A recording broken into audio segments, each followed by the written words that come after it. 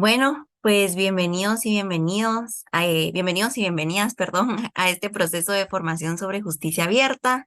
Nos alegra que estén aquí con nosotros hoy. Mi nombre es Adriana García y seré su anfitriona durante este evento. Antes de comenzar, me gustaría hablar un poco sobre Red Ciudadana. Nosotros somos una organización sin fines de lucro que crea con la misión de incentivar la participación y auditoría ciudadana. Algunas pautas ya las dijimos, pero para las personas que se están conectando, vamos a mantener el micrófono en silencio durante la presentación para poder evitar cualquier interrupción, ¿verdad? Si alguno de ustedes quisiera hacer alguna intervención, por favor, levantar su mano o bien, si quieren, pueden poner sus dudas o comentarios en el chat que Julio y mi persona vamos a estar pendientes de el mismo. Recordarles también que este evento está siendo grabado y será compartido para las personas registradas en la sesión. Se les estará en el chat poniendo un link, eh, un formulario para que lo puedan llenar. Por favor, son preguntas simples. Vamos a pedirles ahí también su correo para que lo puedan poner y para que nosotros los podamos tener en nuestra base de datos y así poderles compartir todas las herramientas que se utilicen el día de hoy durante este proceso de formación. Em, Ahora bien, me complace presentar a Álvaro perdón. Él es un experto en gobernanza, transparencia y Estado de Derecho con amplia experiencia en América Latina. Él ha trabajado a nivel nacional e internacional con ONGs y organismos internacionales como el Banco Interamericano de Desarrollo, el Diálogo Interamericano e IFES. También se desempeñó como consultor en proyectos del PNUD, USAID, BID y Banco Mundial en más de 15 países de América Latina. Álvaro también fue director ejecutivo de la Asociación por los Derechos Civiles y sirvió en la Junta Directiva del Laboratorio de Políticas Públicas y de Poder Ciudadano. Actualmente él es subsecretario de Gestión Estratégica y Calidad Institucional del Gobierno de la Ciudad de Buenos Aires. Es abogado, cuenta con una maestría en estudios latinoamericanos y un doctorado en ciencias políticas. Así que sin más, con esta presentación le quiero dejar la palabra a Álvaro. Muchísimas gracias, Adriana. Gracias por la invitación. Es un placer conversar con ustedes hoy. Solamente una mínima modificación a mi presentación es que en la actualidad ya no soy funcionario, sino que soy co-coordinador de la Red Internacional de Justicia Abierta, RIJA, que es una organización de la sociedad civil regional que tiene más de 400 miembros en 20 países de América Latina y de la cual trabajamos en la promoción de la justicia abierta, en la generación de agenda en este tema, en el diseño de proyectos regionales y en el diseño de conocimiento y en poder generar plataformas para compartir estos conocimientos que se van generando para poder implementar y respaldar el avance de la justicia abierta en América Latina y el Caribe. Con ese comentario, bueno, es un placer estar aquí con ustedes y poder conversar acerca de este tema que nos convoca, ¿no? ¿Qué es la justicia abierta? Digamos, ¿cuáles son los elementos conceptuales que, mm, que componen este nuevo paradigma, que es un paradigma nuevo de gestión pública, de gobernanza, según desde dónde lo miremos, ¿no? Lo podemos ver como una herramienta para el fortalecimiento de las instituciones, lo podemos ver como un modelo de gestión pública, tiene varias connotaciones que vamos a ver, vamos a ir viendo en la clase del día de hoy. La primera hora de esta clase va a estar a cargo de una presentación que voy a hacer en unos minutos y la segunda mitad de la clase va a ser una conversación con un experto internacional en temas de justicia abierta, Peter Sharp, que es de Chile, y vamos a tener un intercambio para darle un poco más de dinamismo a esta clase que tenemos hoy. Así que bueno, yo voy a empezar con una presentación en un PowerPoint que les voy a compartir.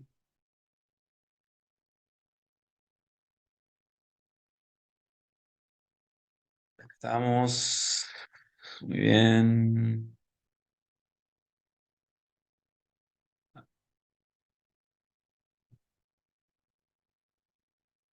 Bien.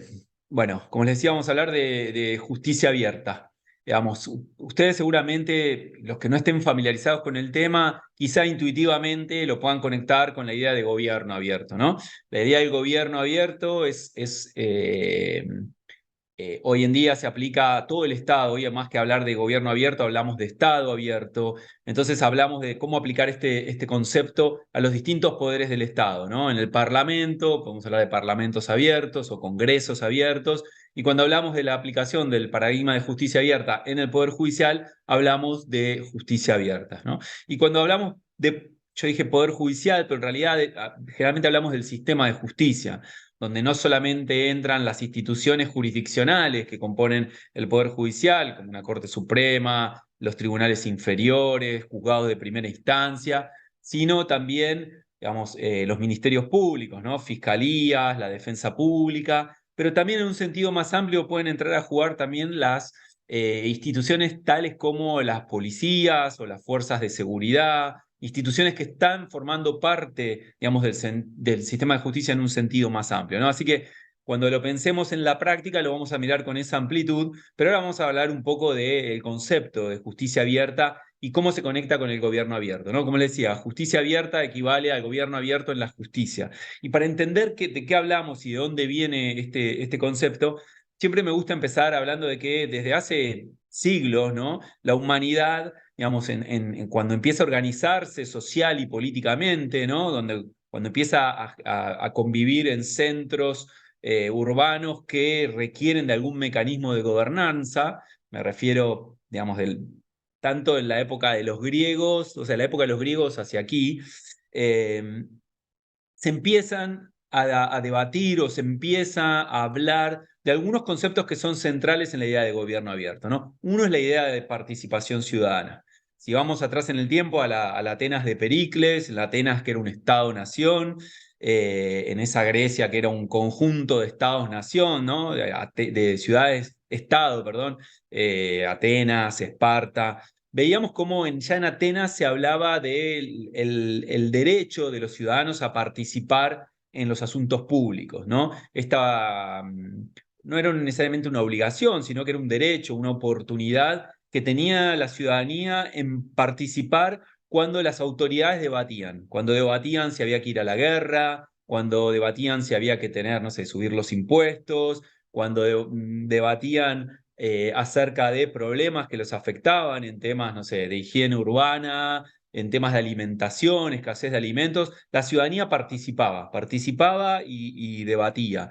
Siempre se habla de los foros atenienses, ¿no? De los distintos espacios donde los griegos, los atenienses en realidad, digamos, hablaban, discutían y participaban en los debates sobre la cosa pública, ¿no? Sobre la gestión de lo público. Es cierto que en esa época, digamos, cuando nosotros hablamos de ciudadanía, pero en esa época no todos eran ciudadanos, ¿no? Los ciudadanos eran una categoría muy selecta de los que vivían en Atenas, ¿no? Pero bueno, eso se conecta también con, bueno, con la inclusión en el debate democrático, en la calidad y en la profundidad del debate democrático. Pero me gustaba empezar contando que hablamos de participación ciudadana, ¿no? De que el ciudadano vea lo que pasa dentro del gobierno desde hace cientos de años y no es un concepto enteramente novedoso. Si seguimos hacia aquí en el tiempo, me parece que ya mucho más cercano, en el siglo XX, a mitad del siglo XX, con las dos grandes guerras, la Primera Guerra Mundial y la Segunda Guerra Mundial, ahí también se empieza a hablar de algunos elementos que son centrales en la idea de gobierno abierto, ¿no? Se empieza a hablar de transparencia, se empieza a hablar de rendición de cuentas en el Estado, pensado sobre todo en dos motivos. Primero, el proceso de reconstrucción de Europa fue un proceso que tuvo una inyección económica gigantesca, principalmente de los Estados Unidos, ¿no? El famoso Plan Marshall y cómo toda esa estrategia de reconstruir las instituciones y los países europeos que habían quedado devastados por la Segunda Guerra Mundial. Y allí en los Estados Unidos, sobre todo, se empieza a hablar, ¿no? De, bueno, ¿qué pasa con estos fondos? ¿No? El destino de estos fondos. Se empieza a hablar de poder acceder a información que tiene el Estado digamos, en materia de inversión presupuestaria, ¿no? Como en Estados Unidos siempre se habla de mis impuestos, ¿no? Los ciudadanos querían saber qué pasa con mis impuestos, cómo se están gastando. Bueno, y esto tiene una noción, un impacto sumamente importante porque aparecen también las discusiones sobre el derecho a acceder a información pública, la primera ley de acceso a información pública, la FOIA en Estados Unidos, que es inmediatamente de la posguerra, digamos, la posguerra eh, luego de la Segunda Guerra Mundial. También, luego de la Segunda Guerra Mundial, aparece la Guerra Fría, este conflicto de baja intensidad entre la Unión Soviética y Estados Unidos, donde también hay planes de inversión militar, grandes recursos económicos que se invierten en esta guerra de baja intensidad entre los dos grandes bloques políticos que habían ganado la Segunda Guerra Mundial. Y esto también genera en Estados Unidos, sobre todo, y en algunos países europeos, la idea de rendir cuentas. Bueno, tenemos que rendir cuentas. ¿Qué está pasando con esos recursos que aparentemente son de uso secreto? ¿No? ¿Qué está pasando con estos planes de ayuda económica a través de las distintas agencias del gobierno de Estados Unidos? Algunos países que eran un poco el tablero de ajedrez entre Rusia, entre la Unión Soviética y Estados Unidos, ¿no? Donde la periferia, donde había guerras de liberación nacional, y de un lado estaba el gobierno de Estados Unidos apoyando a los gobiernos en algunos casos dictatoriales, del otro lado estaba la Unión Soviética apoyando las insurgencias. Bueno, esto genera grandes debates sobre transparencia, sobre rendición de cuentas en la sociedad norteamericana. Y esto es importante porque, bueno, vamos hilando conceptos, ¿no? Vemos que participación ciudadana viene desde hace mucho tiempo, lo mismo con los conceptos de transparencia y rendición de cuentas. Y luego en América Latina particularmente tenemos un proceso que son en los 70 y en los 80, tenemos una secuencia de quiebres a la democracia en nuestra región, ¿no? Mi país de origen, Argentina, tiene un golpe militar en 1976, Chile también tiene un golpe militar liderado por el general Pinochet, en Brasil ocurre algo similar, en Uruguay. Entonces vemos como hay un fenómeno de quiebres o de rupturas democráticas que afectan a toda la región. Y luego de algunos años, digamos, empieza a ver el proceso inverso, ¿no? Una primavera democrática donde la literatura en ciencia política habla de las transiciones a la democracia en América Latina, donde gradualmente los distintos países que habían visto interrumpida su vida democrática vuelven a los procesos electorales y vuelven a tener autoridades elegidas democráticamente. En esos procesos de transición a la democracia empezamos a hablar de nuevo de transparencia, de rendición de cuentas, de participación ciudadana, justificada en estos casos o generada estas discusiones en evitar, ¿no?, que haya retrocesos en los sistemas políticos de la región y que no volvamos a caer en quiebres autoritarios, ¿no? Entonces, ahí hablamos de cómo, por un lado, la participación ciudadana puede ayudar a mejorar la calidad de nuestras democracias, cómo tiene que haber rendición de cuentas y transparencia por parte de los nuevos gobiernos, porque en muchos casos en las dictaduras militares había habido serios problemas de corrupción, graves violaciones a los derechos humanos. Entonces, de nuevo, estas herramientas, estos conceptos de participación ciudadana, transparencia, rendición de cuentas, empiezan a tener ya una presencia muy fuerte en el debate sobre la calidad de nuestras instituciones democráticas, ¿no? Entonces, en América Latina tenemos una tradición, más allá de lo que les contaba de la Atenas, de Pericles, de lo que pasó en Europa y en Estados Unidos en el siglo pasado. América Latina también tiene distintas vertientes políticas, históricas, que hacen que estos conceptos sean muy relevantes en nuestras democracias. Entonces, podemos ver cómo estos conceptos tienen presencias intermitentes, ¿no?, en los debates públicos, tienen presencia en la literatura académica, sea de ciencia política, de administración pública, digamos, en todas las ciencias sociales, y aparecen estos conceptos. Pero no se hablaba explícitamente de gobierno abierto, ¿no?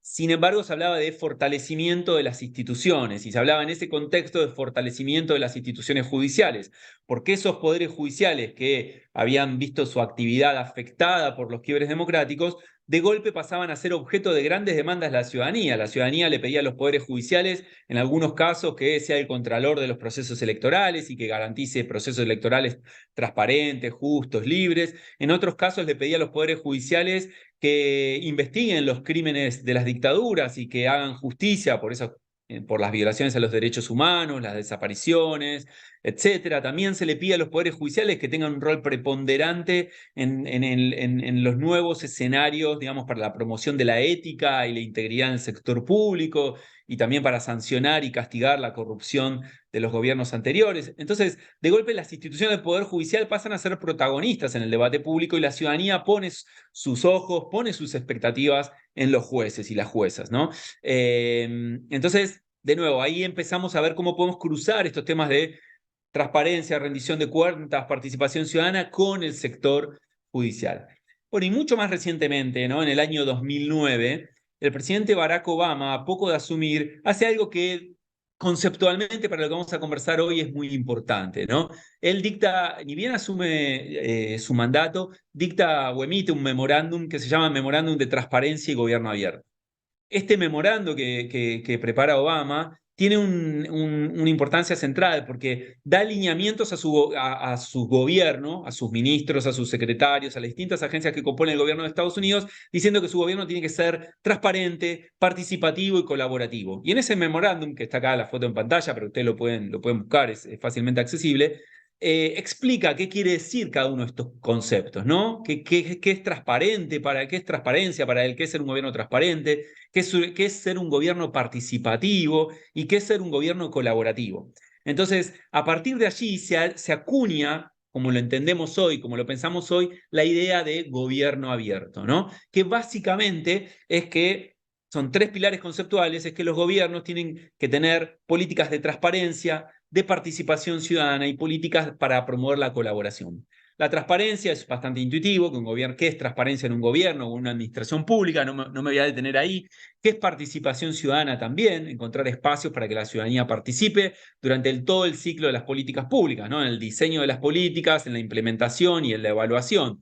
Con herramientas, hoy tenemos herramientas tecnológicas para esto, pero bueno, básicamente es eso. Y después quizá el concepto más innovador de lo que plantea Obama es el tema de colaboración, ¿no? Él dice, bueno, mi gobierno tiene que ser colaborativo. Primero hacia adentro del gobierno, promoviendo la interacción y la colaboración entre las propias agencias estatales, pero luego hacia afuera, generando espacios colaborativos con otras instituciones y otros actores del sistema político, sea el sector privado, los sectores académicos o de la investigación, digamos, organizaciones de la sociedad civil, entidades intermedias. Entonces aquí aparece algo que sí es más novedoso y que ha llevado un tiempo un poco darle forma, ¿no? ¿Qué significa trabajar colaborativamente, ¿no?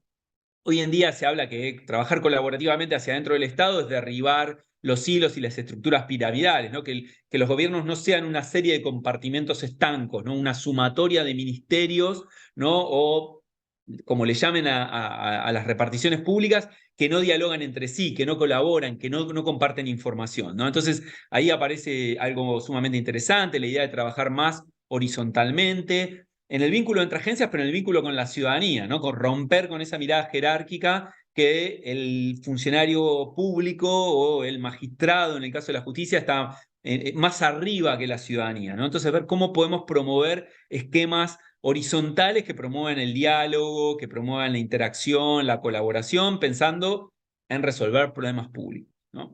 Entonces, esta es la idea de gobierno abierto. No voy a profundizar más en esto, pero hay mucha literatura que ustedes pueden encontrar fácilmente y si no, junto con la Fundación Red Ciudadana, nos hacen saber y les podemos acercar material. Pero lo interesante es ver cómo esta idea de gobierno abierto, ¿no? En inglés, government hace referencia al poder ejecutivo, ¿no? Cuando se habla del gobierno es más el poder ejecutivo y todas estas prácticas que, como de nuevo reitero, Obama acuñó en este famoso memorándum, se aplican o se comenzaron aplicando al Poder Ejecutivo. Gradualmente, la sociedad civil, la academia y en algunos casos algunos líderes de otras ramas del Estado, del Poder Legislativo, por ejemplo, dijeron, bueno, pero nosotros también hablamos de fortalecer los parlamentos a través de reformas de transparencia, a través de reformas de participación ciudadana. Entonces, ¿por qué no podemos hablar de gobierno abierto en el Parlamento, ¿no? Entonces hablamos de parlamentos abiertos, o apertura legislativa. Hay muchas formas de referirnos a la aplicación del gobierno abierto en el Parlamento. Y lo mismo ocurrió con el sector justicia. Quienes veníamos trabajando desde hace muchísimos años en el fortalecimiento institucional de los poderes judiciales, pidiéndoles rendición de cuentas, promoviendo prácticas de transparencia y otras más, dijimos, bueno, el gobierno abierto en alguna forma es novedoso, en alguna medida es novedoso, pero también es como una nueva versión de reformas que le veníamos pidiendo al Poder Judicial desde hacía mucho tiempo. Entonces rápidamente fue surgiendo un movimiento que empezó a hablar de justicia abierta, ¿no? Que empezó a pedir que se apliquen estas reformas de gobierno abierto en el sector judicial. Y así también, como dicen muchos autores, especialmente Oslak, que empezó a hablar de la idea de Estado abierto, ¿no? Que no hablemos de gobierno abierto, sino de Estado abierto. Pensemos esta estrategia en un sentido más amplio, en un sentido que abarque a todas las instituciones que integran el Estado. Así es como llegamos a la idea de justicia abierta, que es lo que nos convoca hoy. Entonces, quizá para empezar es preguntarnos por qué queremos hablar de justicia abierta o por qué es relevante pensar reformas de justicia abierta, por qué queremos fortalecer los poderes judiciales mediante reformas de transparencia, por qué creemos que es bueno que la ciudadanía participe en las distintas instancias de funcionamiento del Poder Judicial, ¿no? Bueno, ¿por qué queremos que rindan cuentas? Bueno, porque si miramos el panorama de los poderes judiciales en América Latina, en la gran mayoría de los países, los poderes judiciales sufren un serio problema en términos de imagen pública, ¿no? Esto es algo que lo vemos en casi todos los países, probablemente con la excepción de Costa Rica, Uruguay, pero siempre vemos que en la consideración de la ciudadanía el Poder Judicial está no al tope, sino al fondo de la tabla de posiciones, ¿no? Cuando miramos los porcentajes, digamos, cuando le preguntan a la gente, ¿usted cree en el Poder Ejecutivo? ¿Tiene confianza en el Legislativo? ¿Tiene confianza en las universidades, en los medios de comunicación, en las iglesias, en la iglesia católica o en la iglesia que sea, en las Fuerzas Armadas, en los sindicatos? Bueno, el Poder Judicial aparece abajo de todas esas instituciones por lo general. Entonces, ahí hay un serio problema porque hay una debilidad de los poderes judiciales. Y quienes conocemos los poderes judiciales, quienes trabajamos en o con los poderes judiciales, sabemos que los poderes judiciales trabajan bien, digamos, están compuestos por hombres y mujeres que le dedican su vida al funcionamiento del Poder Judicial. Entonces, ahí hay una brecha, hay una debilidad, pero también hay una oportunidad, ¿no? Podemos usar la justicia abierta para atacar ese problema. También sabemos que hay serios problemas de impunidad estructural en los países de la región. Esto es, hay delitos serios, hay homicidios, hay temas de violencia, pero también hay casos de corrupción, ¿no? Hay casos de malversación de fondos en los delitos de cuello blanco, y sin embargo, la cantidad de juicios que llegan a una condena y que esa condena tiene o llegan a una resolución, a una sentencia, y esa sentencia es condenatoria y alguien va a prisión, los índices son muy bajos, especialmente entre las clases más poderosas, o entre los funcionarios públicos, o entre las empresas, ¿no? Entonces hay un problema de impunidad estructural que creemos, quienes trabajamos en los temas de justicia abierta, que estas herramientas nos pueden ayudar de alguna manera a empezar a revertir ese proceso. También vemos que en la región hay un serio problema de corrupción pública y de crimen organizado. Lo vemos en casi todos los países de la región, en algunos casos con más gravedad que en otros, pero siempre hay problemas de corrupción en el sector público y un crecimiento sostenido, muy preocupante, asimétrico en la región en materia de crimen organizado. También vemos que las encuestas dicen que hay altísimos niveles de necesidades legales insatisfechas en la ciudadanía. Hay estudios del World Justice Project que muestran números alarmantes a nivel global, a nivel de América Latina también, en términos de necesidades jurídicas insatisfechas o necesidades sin resolver que tienen alguna dimensión jurídica o judicial. Y después lo que vemos es que la pandemia produjo un impacto tremendo en términos de desigualdad y exclusión en América Latina.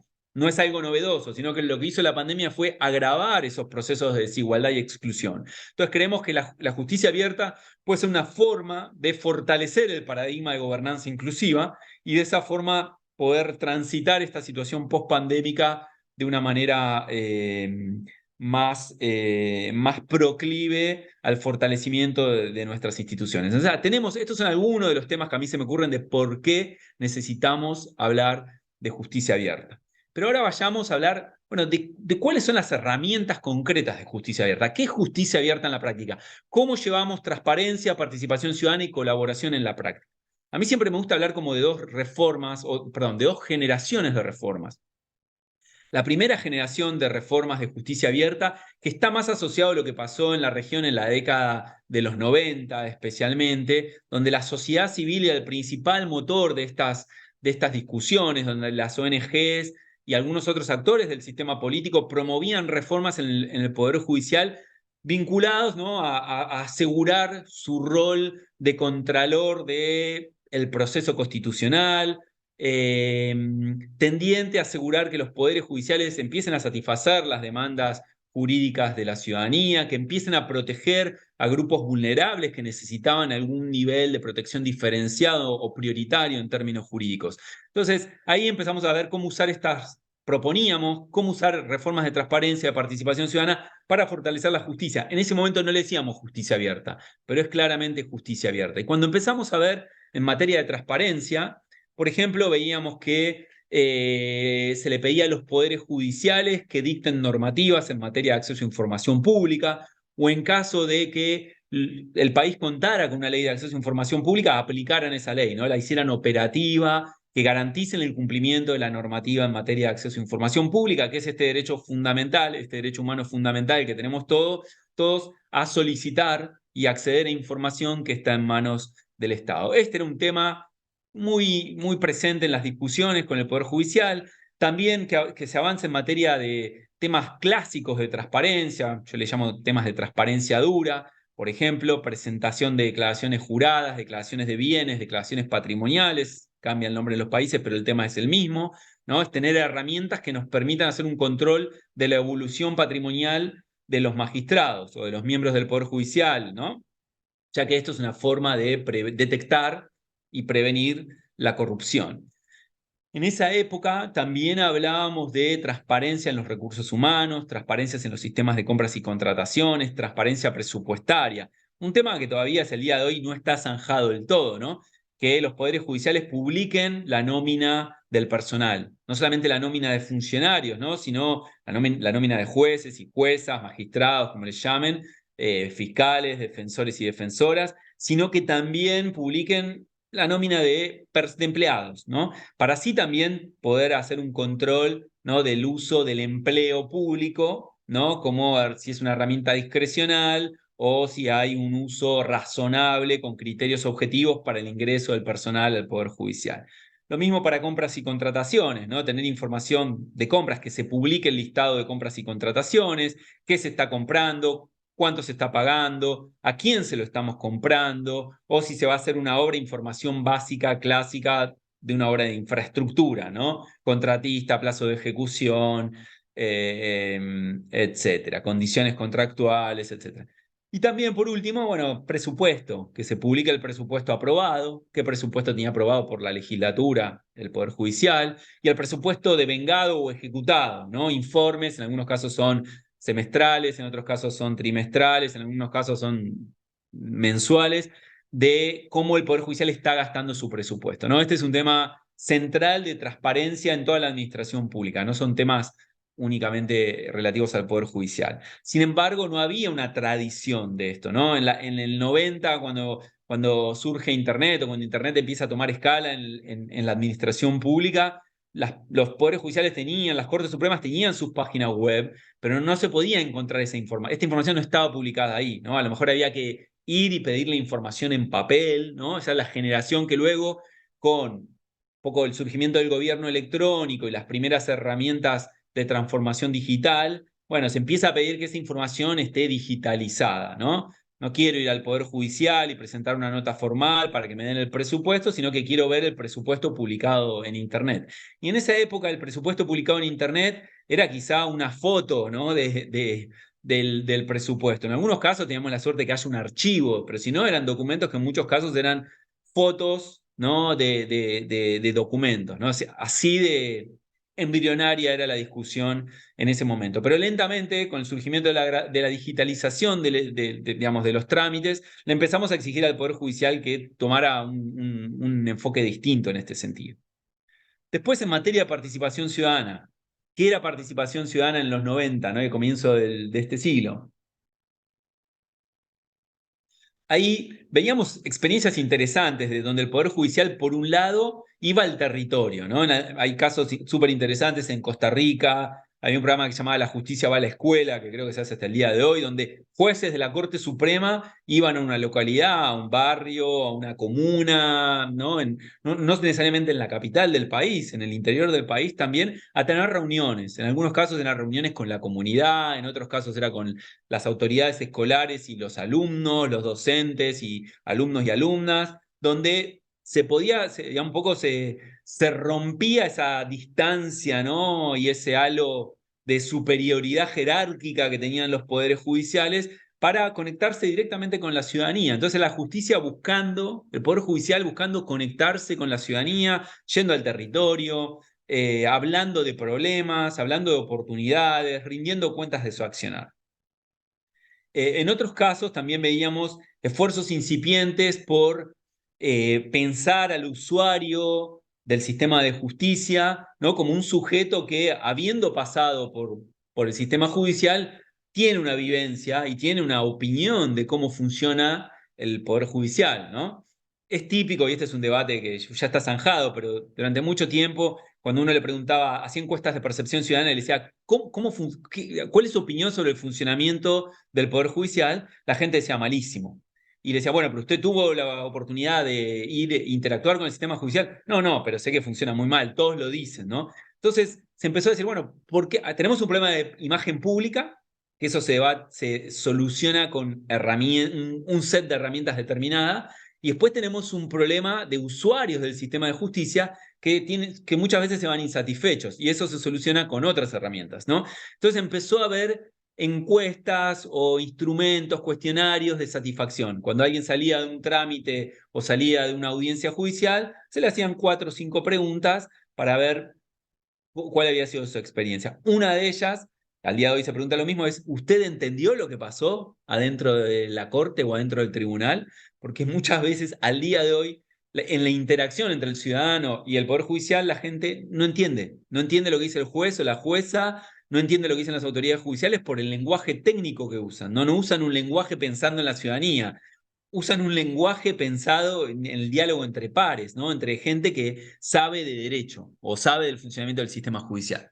Así que ese es un tema que fue pionero, ¿no? Tomar información de satisfacción, ¿no? De la persona que tuvo una interacción con el sistema judicial. Y después había otros tipos de herramientas que estaban muy en boga, que siguen siendo herramientas interesantes, factibles, relevantes para lo que pasa en los poderes judiciales de la región, que son los amicus curiae y las audiencias públicas. Los amicus curiae, seguramente los conocen, es esta idea de los amigos del tribunal, ¿no? Son terceros que son ajenos a un proceso judicial, a una discusión judicial, pero que tienen algo interesante, algo relevante, una opinión técnica objetiva para presentar respecto a un tema, ¿no? Entonces pueden ser en algunos casos que se debaten temas del derecho a la salud.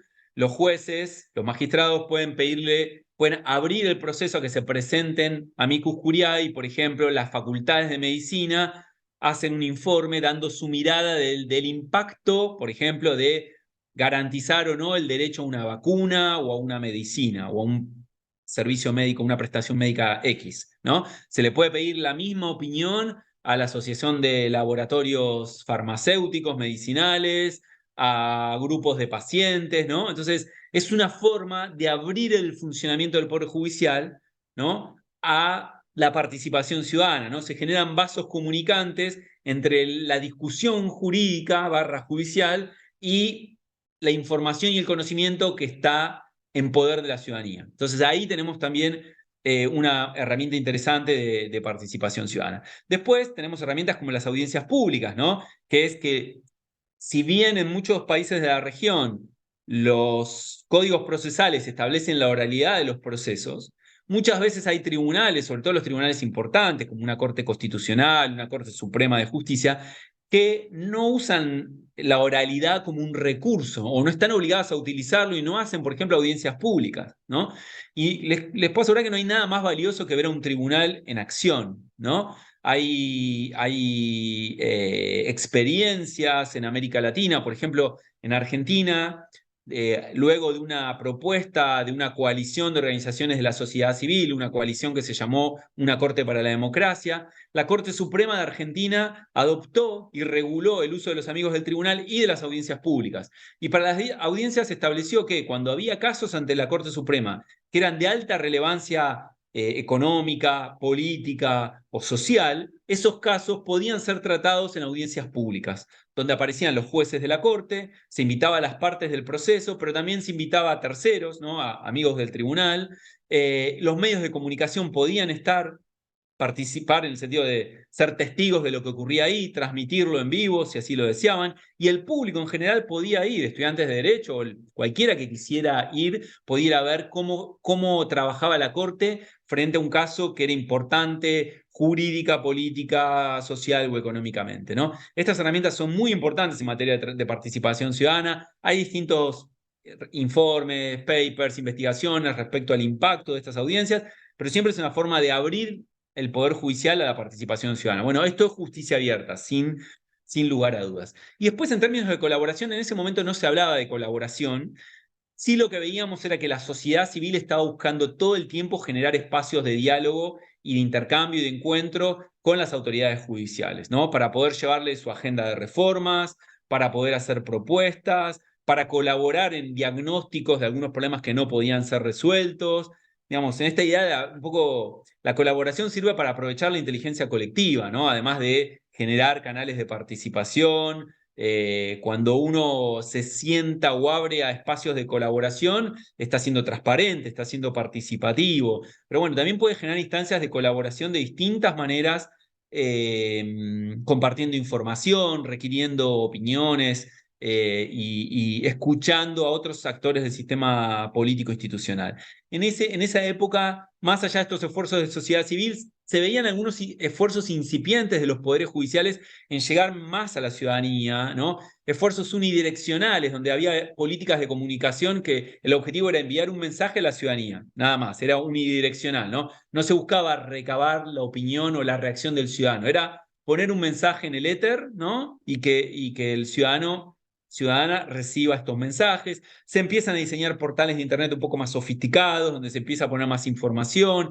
En algunos casos se hacen micrositios temáticos dentro de los portales cuando había un tema muy relevante. Siempre me acuerdo cuando la Corte Suprema de México o la Corte Suprema nunca me acuerdo si es de la de Estado de México o de México, que debatió un caso sobre aborto en los años 90 y principios de los 2000 y hizo como una especie de web especial con este tema, donde daba mucha información en formatos gráficamente, visualmente accesibles para el ciudadano, ¿no? Cómo iba a ser el proceso, las distintas etapas, las fechas, cuándo se iba a escuchar a una de las partes, cuándo se iba a escuchar a la otra. A medida que las partes enviaban eh, informes de tipo amicus curiae, se ponía esa información online, ¿no? Entonces empieza a haber un cambio, una vocación del Poder Judicial, ¿no? De encontrar espacios de diálogo y de interacción con la sociedad. Entonces esto es en esa primera generación, pero después tenemos esta segunda generación que está más relacionada a esta nueva etapa cuando hablamos de gobierno abierto, ¿no? Podemos hablar de antes de Barack y luego de Barack Obama. Bueno, después del 2009, cuando empezamos a hablar de justicia abierta propiamente dicha, ya la agenda de transparencia ya había evolucionando y evoluciona aún más, ¿no? Entonces los temas empiezan a cambiar, empiezan a, ¿cómo les digo?, a evolucionar. También con las herramientas digitales, las herramientas tecnológicas, los poderes judiciales pueden hacer cosas que antes no podían. Y acá aparece algo que quizá es uno de los temas que más impacto ha tenido en la región, que son los datos abiertos, ¿no? Los poderes judiciales publicando, al igual que el Poder Ejecutivo, ¿no? Sus datasets en formatos abiertos. Ya no poner información en papel, no poner documentos en fotos, sino poner los datasets en un formato de datos que pueda ser fácilmente accesible para la ciudadanía, sin restricciones tecnológicas o restricciones de grupos etarios o grupos sociales, que esa información sea utilizable y reutilizable y que se la pueda circular sin más requisito que la atribución, ¿no? Cuál es la fuente de esa información, ¿no? Esto ha generado un cambio interesantísimo en la región, les diría que es uno de los temas más potentes, con más presencia en la región, y que más interés ha causado, ¿no? Nosotros desde la Red Internacional de Justicia Abierta tenemos un mapa de portales de datos abiertos del sector justicia. Los invito a que visiten nuestra red. Después les puedo pasar el link, pero ahí tenemos una herramienta que permite navegar, digamos, qué están haciendo los poderes judiciales de América Latina en materia de datos abiertos. Y después aparecen otras discusiones que están de alguna forma tamizadas o atravesadas por las nuevas tecnologías, ¿no? Empezamos a hablar de estándares de contrataciones abiertas, ¿no? Estos estándares que se fueron diseñando a lo largo del tiempo para la publicación de la información sobre contrataciones, sobre compras y contrataciones en el Poder Ejecutivo, ahora también se lo estamos pidiendo a los poderes judiciales, ¿no? Entonces, tenemos algunos casos, Costa Rica, Colombia, están empezando a implementar, en algunos casos ya lo hicieron, estos estándares, que es presentar la información en formato abierto, pero estructurada de una manera específica que permite o facilita el análisis de la información y facilita la comparación entre países, ¿no? Poder comparar la información de compras y contrataciones de Guatemala con la de Honduras, con la de El Salvador, con la de Costa Rica, con la de Argentina, etc. Entonces, estos son temas que se están trabajando mucho. Y cuando hablamos de transparencia, ya le pedimos al Poder Judicial nuevos estándares en materia de transparencia, ¿no? Que cumpla con los preceptos, los principios de transparencia activa que traen las legislaciones nacionales de acceso a información pública o que trae la ley modelo de acceso a información pública de la OEA, ¿no? Entonces, ahí ya hablamos del Poder Judicial, bueno, ya no te tenemos que pedir ciertas categorías de información. Esto ya está definido de antemano qué información hay que publicar en Internet. Las nuevas tecnologías, por último, generan muchas oportunidades para mejorar la transparencia en el Estado, ¿no? Ya no hay excusas para no tener información presupuestaria online.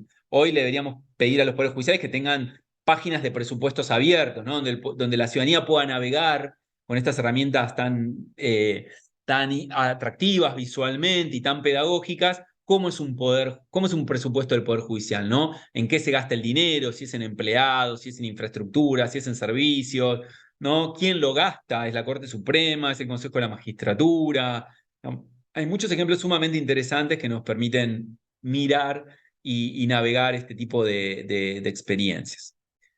Después, en materia de participación ciudadana, bueno, se vuelve más interesante todavía la conversación, porque empiezan a aparecer temas que tienen que ver con la participación ciudadana propiamente dicha, pero también en cómo traducir el mundo judicial a una versión ciudadana, ¿no? Tener una versión ciudadana, una versión que la sociedad pueda entender de qué hace el Poder Judicial, ¿no? Digamos, qué hace, cómo trabaja, qué dice, ¿no? Entonces, uno de los temas que está muy en boga hoy, porque creo que es un tema de alto impacto, de impacto inmediato, una ganancia rápida, ¿no? Como en inglés se habla de quick wins, ¿no? De las ganancias, las victorias tempranas, y al mismo tiempo es un fruto cercano a la mano, es algo que se puede implementar, no necesita presupuesto, es simplemente una decisión que puede ser una decisión del Poder Judicial o puede ser una decisión de un magistrado o magistrada a cargo de un tribunal, que es lenguaje claro o lenguaje llano, ¿no? Tener manuales de cómo se habla en las sentencias, de cómo se hablan las resoluciones judiciales, de cómo se habla en una cédula de notificación. No sé cómo le dicen en Guatemala cuando el Poder Judicial te envía una nota diciendo que tenés que comparecer a un tribunal. Esa nota en sí misma está escrita de una manera que no es entendible para el promedio de las personas, ¿no? O cuando le llega una notificación a una persona del resultado de una decisión, ¿no? Que se dictó una sentencia y se transcribe una parte, la gente lo recibe y tiene que ir a un abogado para entender que hizo una notificación, ¿no? Entonces, ese es un problema serio, porque el Poder Judicial habla en un idioma y el usuario y el beneficiario de ese servicio habla otro. Entonces, las políticas de lenguaje claro son decisivas para la participación ciudadana. Si la ciudadanía, si la sociedad no puede entender lo que pasa dentro del Poder Judicial, no puede entender cuando un juez habla, una jueza, y hablan en latín o usan modismos que ya no, es una cuestión cultural, ¿no? No tienen relevancia en la forma que hablamos hoy en día. Bueno, si no solucionamos eso, si no revertimos eso, es muy difícil generar espacios de participación ciudadana, ¿no? Es muy difícil que la ciudadanía quiera interesarse y quiera involucrar. Yo les voy tirando algunos temas, hay muchos, pero los elijo un poco al azar, o al menos por los temas que son más disruptivos. El otro tema sumamente interesante es el uso de redes sociales, ¿no? Hoy los juzgados, los tribunales y en algunos casos los poderes judiciales institucionalmente están empezando a usar redes sociales. Redes sociales me refiero a Instagram, Twitter, Facebook, YouTube, para comunicarse o para contactarse o para difundir su labor a la ciudadanía, ¿no? Y esto me parece un gran acierto. Esto es un tema que genera polémicas, ¿no? Siempre hay tribunales. Realmente lo que vemos algunas resistencias a niveles de tribunales superiores que dicen, no, el Poder Judicial tiene que tener una política de comunicación unificada. Los jueces solamente deben hablar sobre sus sentencias, ¿no? Famoso adagio, el juez solo habla por sus sentencias. Nada más fuera de estos tiempos, nada más obsoleto, y perdón para aquellos que no coincidan conmigo, y me encantaría tener más espacio para debatirlo, pero hoy en día se impone que el sistema de justicia haga un esfuerzo gigante por comunicarse con la ciudadanía. Y ese esfuerzo no solamente está en el nivel de las políticas institucionales de comunicación de las altas jerarquías del Poder Judicial, que es muy importante, como cabeza del Poder Judicial, tiene una responsabilidad en ese tema, pero también hay una oportunidad para los juzgados, para los tribunales, que usan redes sociales para la comunicación. Si al fin y al cabo nosotros nos comunicamos de la misma manera, celular en mano, usamos Twitter para expresarnos, usamos YouTube o otras redes sociales para buscar información, ¿no? Entonces, usamos redes sociales para expresarnos, para consumir cultura, digamos, si hoy en día la ciudadanía, el ciudadano promedio usa redes sociales, ¿por qué el Estado no va a usar redes sociales para interactuar y comunicarse con el ciudadano? Acá hay un tema sumamente interesante, sumamente potente, que está en una situación, bueno, no embrionaria, porque en algunos países de la región está lleno de juzgados y tribunales que usan las redes sociales para hablar de su labor, para comunicar su labor, para contar lo que están haciendo, ¿no? Así que ahí creo que hay mucho para potenciar. Después empezamos a ver que muchos poderes judiciales de América Latina están poniendo los temas de participación ciudadana en sus procesos de planificación estratégica. O sea, están haciendo sus planes estratégicos con insumos que toman de la ciudadanía, ¿no?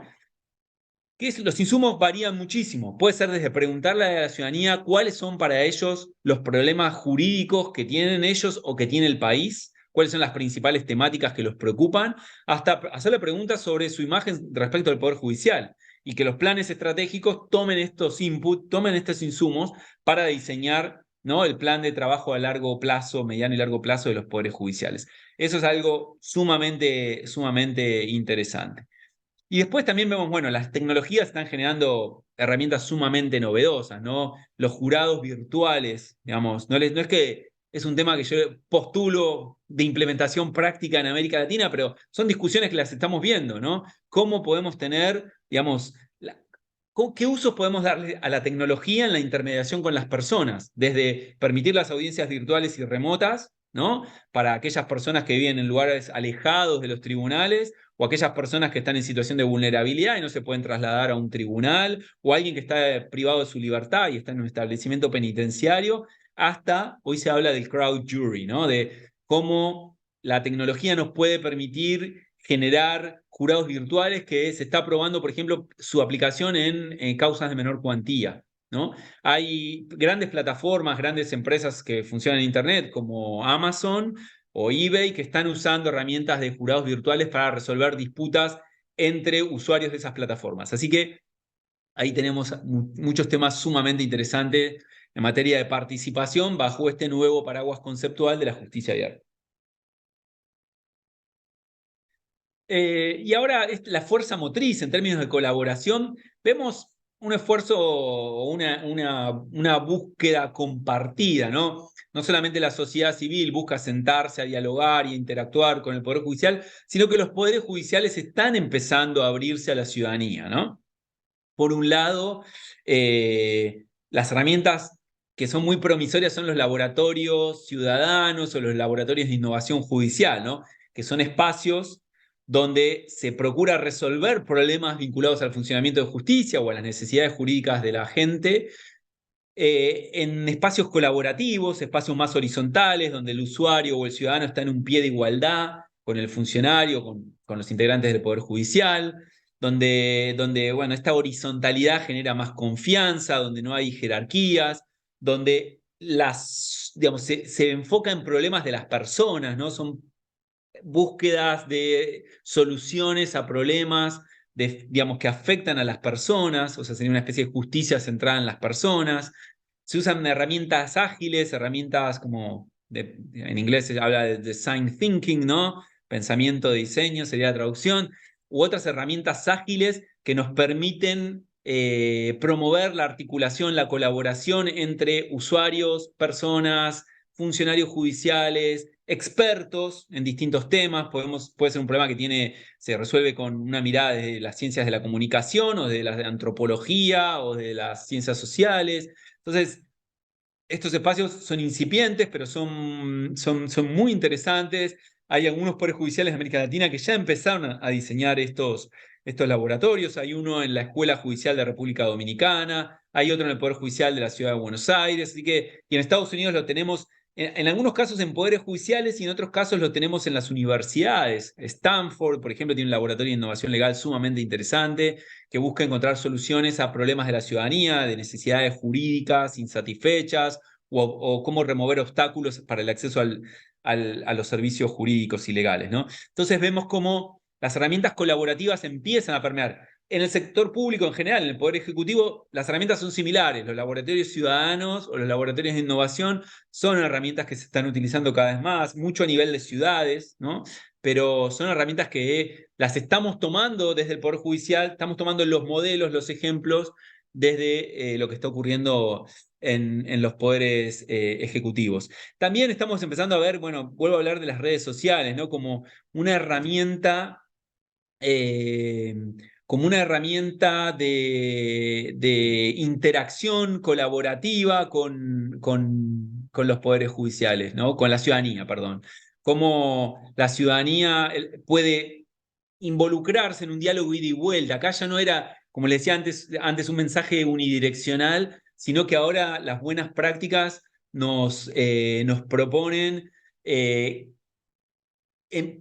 establecer esa comunicación, pero recibir una respuesta, ¿no? Y procesar esa respuesta y volver a tener otra iteración en función de eso, ¿no?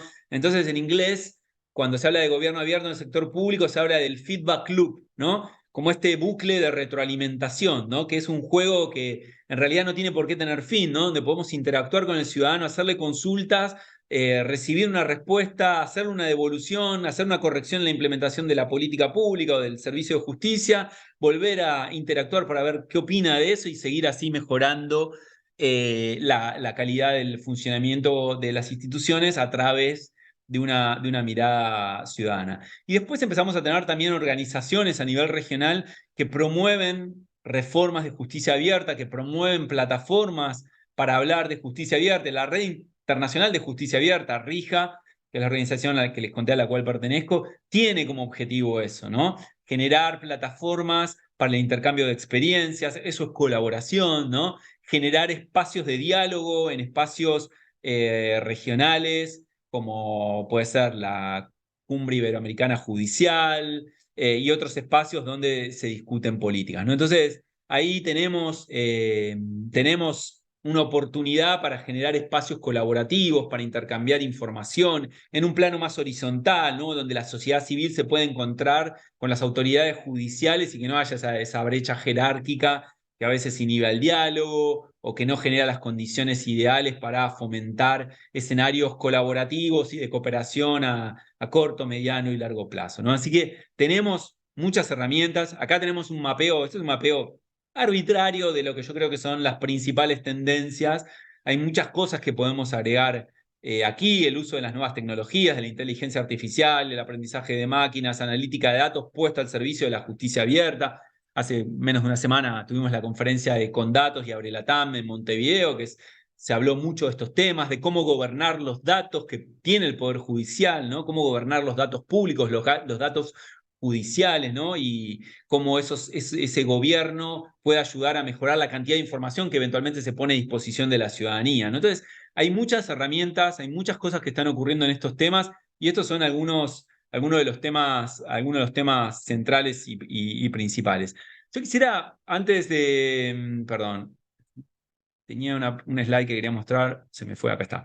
Antes de pasar a hablar con Peter Sharp, que les conté que vamos a conversar ahora, yo lo que quería contarles, porque a lo mejor yo hablo de todo esto y a ustedes les parece lejano, ¿no? A lo mejor no les parece lejano conceptualmente, porque eso no es, ahí no hay una distancia, ¿no? Pero sí les parece lejano al momento de implementar, ¿no? Muchas veces cuando queremos implementar estas reformas pensamos que estamos solos, ¿no? Es decir, bueno, ¿cómo voy a empezar yo a trabajar esto?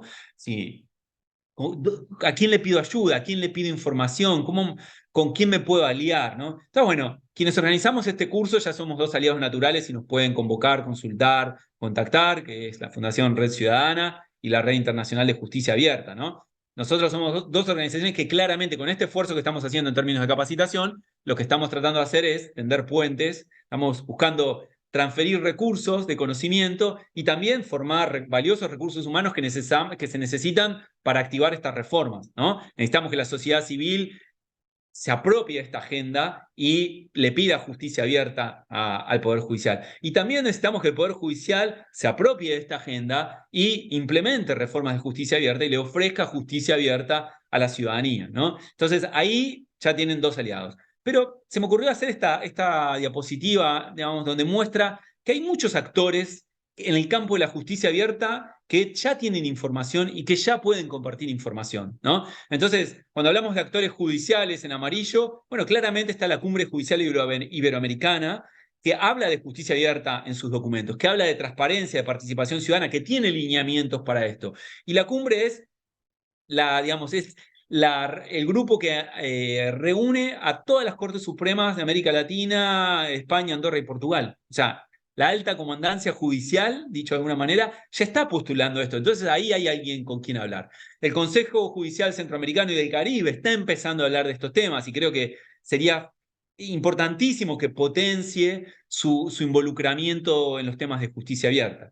Después hay algunos actores de tinte más político, organismos internacionales como la OEA, que trabaja mucho, por ejemplo, los temas de acceso a información pública, es líder en estos temas a nivel regional, tiene una ley modelo que se aplica también a los poderes judiciales en términos de acceso a información pública. Entonces ahí tenemos un aliado para los temas específicos de acceso a información. La COMGIP, que es, digamos, el espacio que nuclea los ministerios de justicia de la región, también es un espacio para hablar de justicia abierta. Y después el CEJA, el Centro de Estudios de Justicia de las Américas, que en su nuevo plan estratégico que acaba de anunciar incluyó el tema justicia abierta.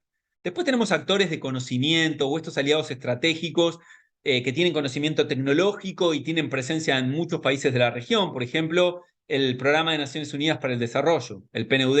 PNUD es un promotor de estas reformas, tiene varios documentos de política que hablan de justicia abierta publicados en los últimos años que son centrales. La UNESCO es un actor importantísimo en los temas de acceso a información pública en el Poder Judicial. Y después la OCDE, que es otro actor importante en promoción de reformas de justicia abierta y que está empezando a trabajar temas de justicia abierta. Y por último, tenemos instituciones que tienen una mirada más práctica de implementar proyectos en el territorio. Uno de ellos es USAID, que tiene una importancia decisiva en los temas de Estado de Derecho en América Latina y que está empujando e impulsando reformas de justicia abierta a través de los distintos proyectos que tiene en la región. Es un actor sumamente potente y muy relevante. Y también algunas instituciones como el Centro Nacional de Cortes Estatales de Estados Unidos, ¿no? El National Center for State Courts, que también está llevando esta agenda en la región. Entonces, estos son algunos ejemplos, pero el mensaje es, no estamos solos, no es algo, no estamos hablando a futuro. Hoy hay una comunidad de prácticas en la región, una comunidad de actores que están empujando esta agenda. Así que lo que tenemos que hacer es conectarnos, aliarnos, generar espacios de diálogo y con eso avanzar en esta agenda. Y bueno, con esto terminamos la parte de mi presentación y creo que Julio, no sé si Julio había levantado la mano o Adriana. Sí, Álvaro, muchas gracias por tu presentación. Tenemos tres preguntas en el chat, tal vez previo a pasar con Peter.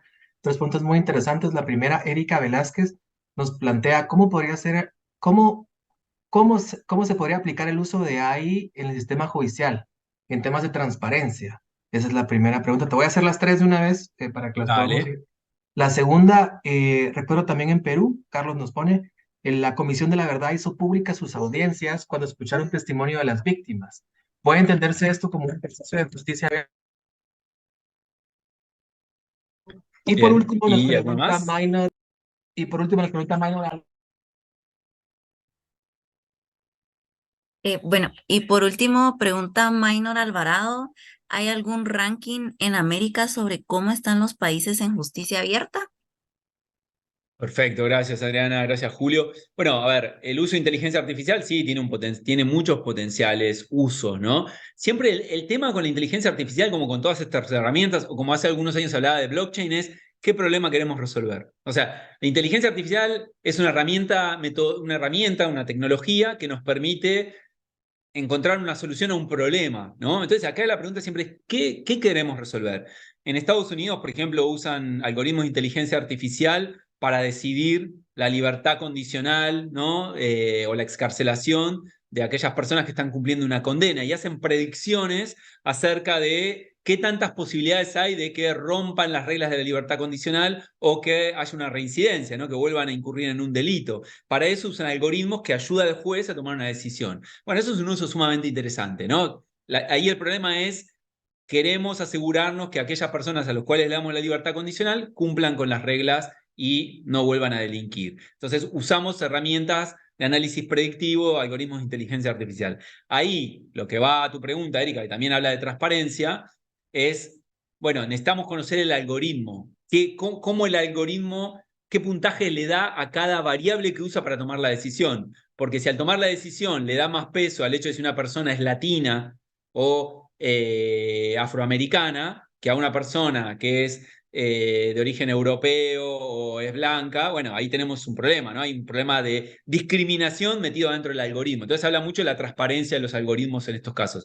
Pero sí, podemos usar algoritmos de inteligencia artificial, como usan muchos países, para promover la transparencia en los sistemas de compras y contrataciones de los poderes judiciales. Hay muchos usos muy interesantes. Así que sí, hay un potencial grande por allí. Después, respecto a la pregunta de Carlos sobre la Comisión de la Verdad en Perú, sí, claro, el uso de audiencias públicas para escuchar los testimonios de las víctimas es justicia abierta, es mostrar la justicia en acción, por un lado, pero también es darle más información a la ciudadanía sobre un tema tan grave, ¿no? Como son las violaciones a los derechos humanos. Entonces, por supuesto, ese es un buen caso, un buen ejemplo de justicia abierta, ese tipo de herramientas para los grandes casos, los casos que tienen mucho impacto en la sociedad, para los casos que tuvieron tanta implicancia política y que el Poder Judicial quiere mostrar que está abordando bien esos casos, que le está dando la importancia que se merecen, etcétera. La transparencia, las audiencias públicas, sumamente interesante. Y después, Maynor, que hablaba de el ranking. No hay un ranking todavía. Y ese es un muy buen punto. Es un muy buen punto porque los rankings a veces son fastidiosos, ¿no? Porque el que está abajo no se siente muy cómodo, pero son un incentivo para mejorar, porque nadie quiere estar muy abajo, ¿no? Y después, para los que están cerca de la cima, todos dicen, pero bueno, estoy cuarto, tercero, ¿qué me falta para ser primero? Entonces voy a hacer las reformas necesarias para estar arriba, ¿no? Entonces, son una herramienta de incidencia, sobre todo para la sociedad civil, muy importante. Me parece que es una herramienta sumamente interesante. El Centro de Estudio de Justicia de las Américas, no sé si lo sigue haciendo, tenía un ranking de acceso a información judicial en Internet, ¿no? Y rankeaba cómo estaban los países. Y me consta haber sido testigo de discusiones entre miembros de las Cortes Supremas que debatían qué cosas tenían que hacer para poder estar mejor en el ranking, ¿no? Entonces, claramente es una herramienta interesante. Para eso necesitamos herramientas metodológicas, ¿no? Herramientas que nos permitan tener una foto, ¿no? Un diagnóstico de situación. Justamente la Fundación Red Ciudadana ha trabajado en un índice de justicia abierta, ¿no? Que es una herramienta para evaluar el estado de la justicia abierta en un poder judicial o en un país determinado. Me parece que el diseño de esas metodologías, tenemos que avanzar en ese camino, ¿no? De discutir cómo medir la justicia abierta y con qué herramientas lo podemos hacer. Así que ahí hay algo sumamente interesante. Así que bueno, hay una pregunta también de Beatriz, pero te soy franco, Beatriz, no estoy seguro si la puedo responder. Pero me gustaría, si me mandás por mensaje privado, si se puede, me explicás más de qué se trata, porque me parece algo sumamente interesante. Bueno, si no hay más preguntas, por ahí podemos, que lo tenemos a Peter esperando. Mil disculpas, Peter. ¿Estás por ahí? Acá estoy, Álvaro. Creo que acá estoy. Acá estoy. Lo estaba escuchando Estimadísimo. con mucha atención y muchas gracias, Álvaro, por la invitación a un acto tan elegante, tan importante que es conversar, que parece que algunas partes están en peligro de extinción, porque la gente conversa poco, porque conversar significa poner puesta en valor la palabra, la emoción y las ideas. Por lo tanto, no hay acto más elegante hoy que conversar. Así que muchas gracias por esta invitación tan elegante y tan afectuosa, Álvaro. Yo te tengo mucha admiración y mucho cariño, así que en cuanto me formulaste la invitación, no podía negarme al gesto y al honor que me has concedido por esta noche. Bueno, muchas gracias, Peter. En realidad el honor es nuestro y obviamente el placer es conversar. Coincido en la importancia de la palabra y de tener estos diálogos. y que la forma de impulsar estas reformas es construyendo comunidad y eso lo hacemos así, de esta forma, ¿no? Conversando, hablando, compartiendo experiencias. Peter, para los que no te conocen, yo voy a aclarar que sos un consultor internacional en materia de justicia abierta sumamente reconocido a nivel regional e internacional y que además tenemos el privilegio de que sos un miembro de la Red Internacional de Justicia Abierta, sos uno de los primeros adherentes, ¿no? Que apoyó la conformación de este espacio. Así que desde tu labor pionera en Chile en estos temas, que luego se fue irradiando por todo el continente, te has convertido en un referente en estos temas y un poco por eso es la invitación, ¿no? Porque junto a Red Ciudadana, cuando organizamos este evento con Rija, dijimos, bueno, tenemos que de alguna forma compartir conocimiento y creo que sos ideal para eso, pero también quienes te conocemos y te hemos visto en la práctica, sos un gran inspirador. Yo creo que cuando la gente te escucha, se va de esos encuentros sintiendo que algo cambió, ¿no? Que o les dejaste una curiosidad o una convicción, ¿no? Pero no creo que nadie que conversa con vos se va en el mismo estado de que entró a la conversación. Entonces, en ese contexto queríamos conversar con vos, así que estás listo para algunas preguntas y también para que nos hagas tus comentarios que vos creas pertinentes. Con todo gusto. Acá, totus tus, como diría la encíclica de de Juan Pablo II, totus tus. Muy bien. Bueno, antes de avanzar en algunas, yo te quería preguntar, te voy a preguntar por tu experiencia en Chile, algunas cosas interesantes que conozco de tu rol, pero para empezar quizá, yo cuando empecé esta clase, esta conversación, hablé, bueno, de dónde venía la idea de justicia abierta, lo conecté con el gobierno abierto, con algunos temas que están presentes en las discusiones en nuestros sistemas políticos, en nuestra sociedad, ¿no? Desde hace muchísimo tiempo y en algunas cosas más recientes como todo lo que ocurrió en Estados Unidos a partir de Barack Obama y ese punto de inflexión que siempre lo mencionamos. Pero bueno, hablé de cuáles son los componentes, ¿no? Hablé de qué es participación, qué es transparencia, pero bueno, di ejemplos, pero no profundicé mucho. Quizá por ahí te invito unos minutos a hablar para vos, digamos, cuáles son los principios de justicia abierta, ¿no? ¿Qué te inspira? ¿Qué crees que significa y cuál es tu percepción? Muchas gracias, Álvaro. Muchas gracias por tus palabras. Eh, yo creo que el primer principio de la justicia abierta es la percepción de la injusticia. Eso es lo que nos motiva a hablar de la justicia abierta. Hay una obra de Charles Dickens que se llama Grandes Esperanzas y que en sus primeras partes esta obra dice que no hay nada que se perciba con tanta claridad y tanta agudeza que la injusticia. Por lo tanto, ¿por qué hablamos de justicia? Porque sentimos la injusticia. ¿Por qué hablamos del agua? Porque tenemos sed. ¿Por qué hablamos a veces, cierto, de la abundancia? Porque tenemos carencia. Es decir, el gatillo, el detonante de conectarlo con la justicia es justamente lo que dice Charles Dickens en esta obra hermosa de Grandes Esperanzas, que el primer detonador es la sensación de justicia.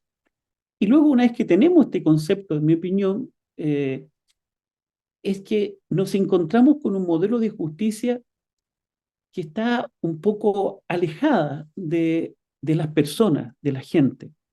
Según la OCDE, que tú lo has señalado dentro del ecosistema de las instituciones muy importantes, la OCDE señala que cerca del 56% de la población del mundo, es decir, más de 4.000 millones de personas, se sienten desprovistas de justicia, desprovistas del ordenamiento jurídico, viven como un estado de facto, viven alejados de esta virtud cardinal que es la justicia. Yo una vez fui a tomarme un café y cuando me entrega la cuenta la señorita, en un día domingo frío en la mañana cerca de mi casa, me entrega la cuenta. Entonces yo leo la cuenta y ella me dice, en forma hermosa, me dice, cuentas claras conservan la amistad. Es una frase que usamos muchas veces en América Latina. Y me mira con una sonrisa, como diciendo, esto para mí es muy importante. Cuentas claras conservan la amistad. Yo la miro y dije, me cayó una biblioteca en la cabeza. Es decir, la justicia para los epicúreos era entendida como amistad. Así como para Aristóteles, ¿cierto?, el concepto de la legalidad, pero para los epicúreos la justicia era sinónimo de amistad. Y me estaba diciendo, cuentas claras conservan la amistad. Es decir, me decía, transparencia, cuentas claras, conservan la justicia. Es decir, hay una conexión muy fuerte entre la noción de justicia y la transparencia. Y por lo tanto, cuando hablamos de justicia abierta, estamos hablando de un concepto disruptivo. No es fácil, y tú, Álvaro, como pionero, como peregrino de este camino, lo sabes muy bien. Y todos los que estamos en este camino lo hemos sentido. No es fácil cambiar de un sistema hermético, decimonónico, con caracteres monárquicos, cambiar de un sistema burocrático a un sistema redocrático, como tú bien señalabas, de actuar en red. Es un cambio cultural muy potente. Entonces, cuando hablamos de el acceso a la justicia, estamos hablando nada más y nada menos que un cambio fundamental del paradigma. Y en consecuencia, el mejor paradigma para construir una justicia que pueda llegar a esa Argentina vacía, a ese Chile vacío, a ese Guatemala vacío, a esa Honduras vacía, es a través del diálogo. Y por eso es que yo siento la justicia abierta como un diálogo del ecosistema. Es decir, de todo el ecosistema. No tiene que ver solamente con el tribunal, que es un impartidor de justicia, sino también tiene que ver con los procuradores de justicia.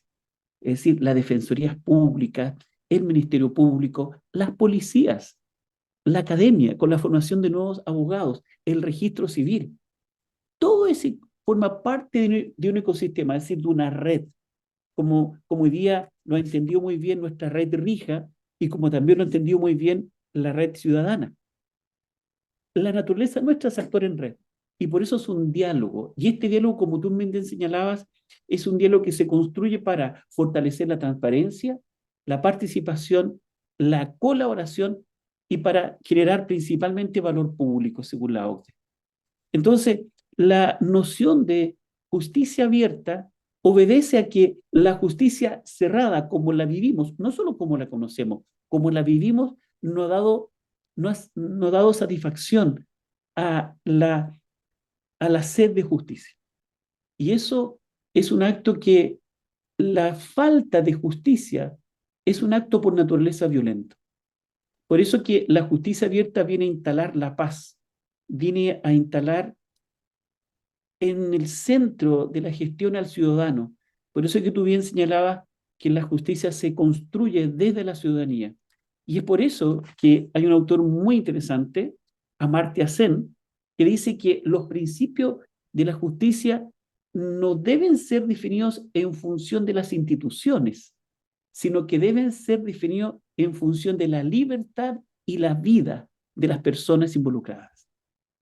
Y es por eso que la justicia entendida en relación a las instituciones, Ministerio Público, Poder Judicial, es muy conectada con la justicia cerrada. Pero cuando hacemos el cambio de mirada y nos concentramos en las personas, en su vida, en sus derechos fundamentales, estamos hablando ya derechamente de la justicia abierta.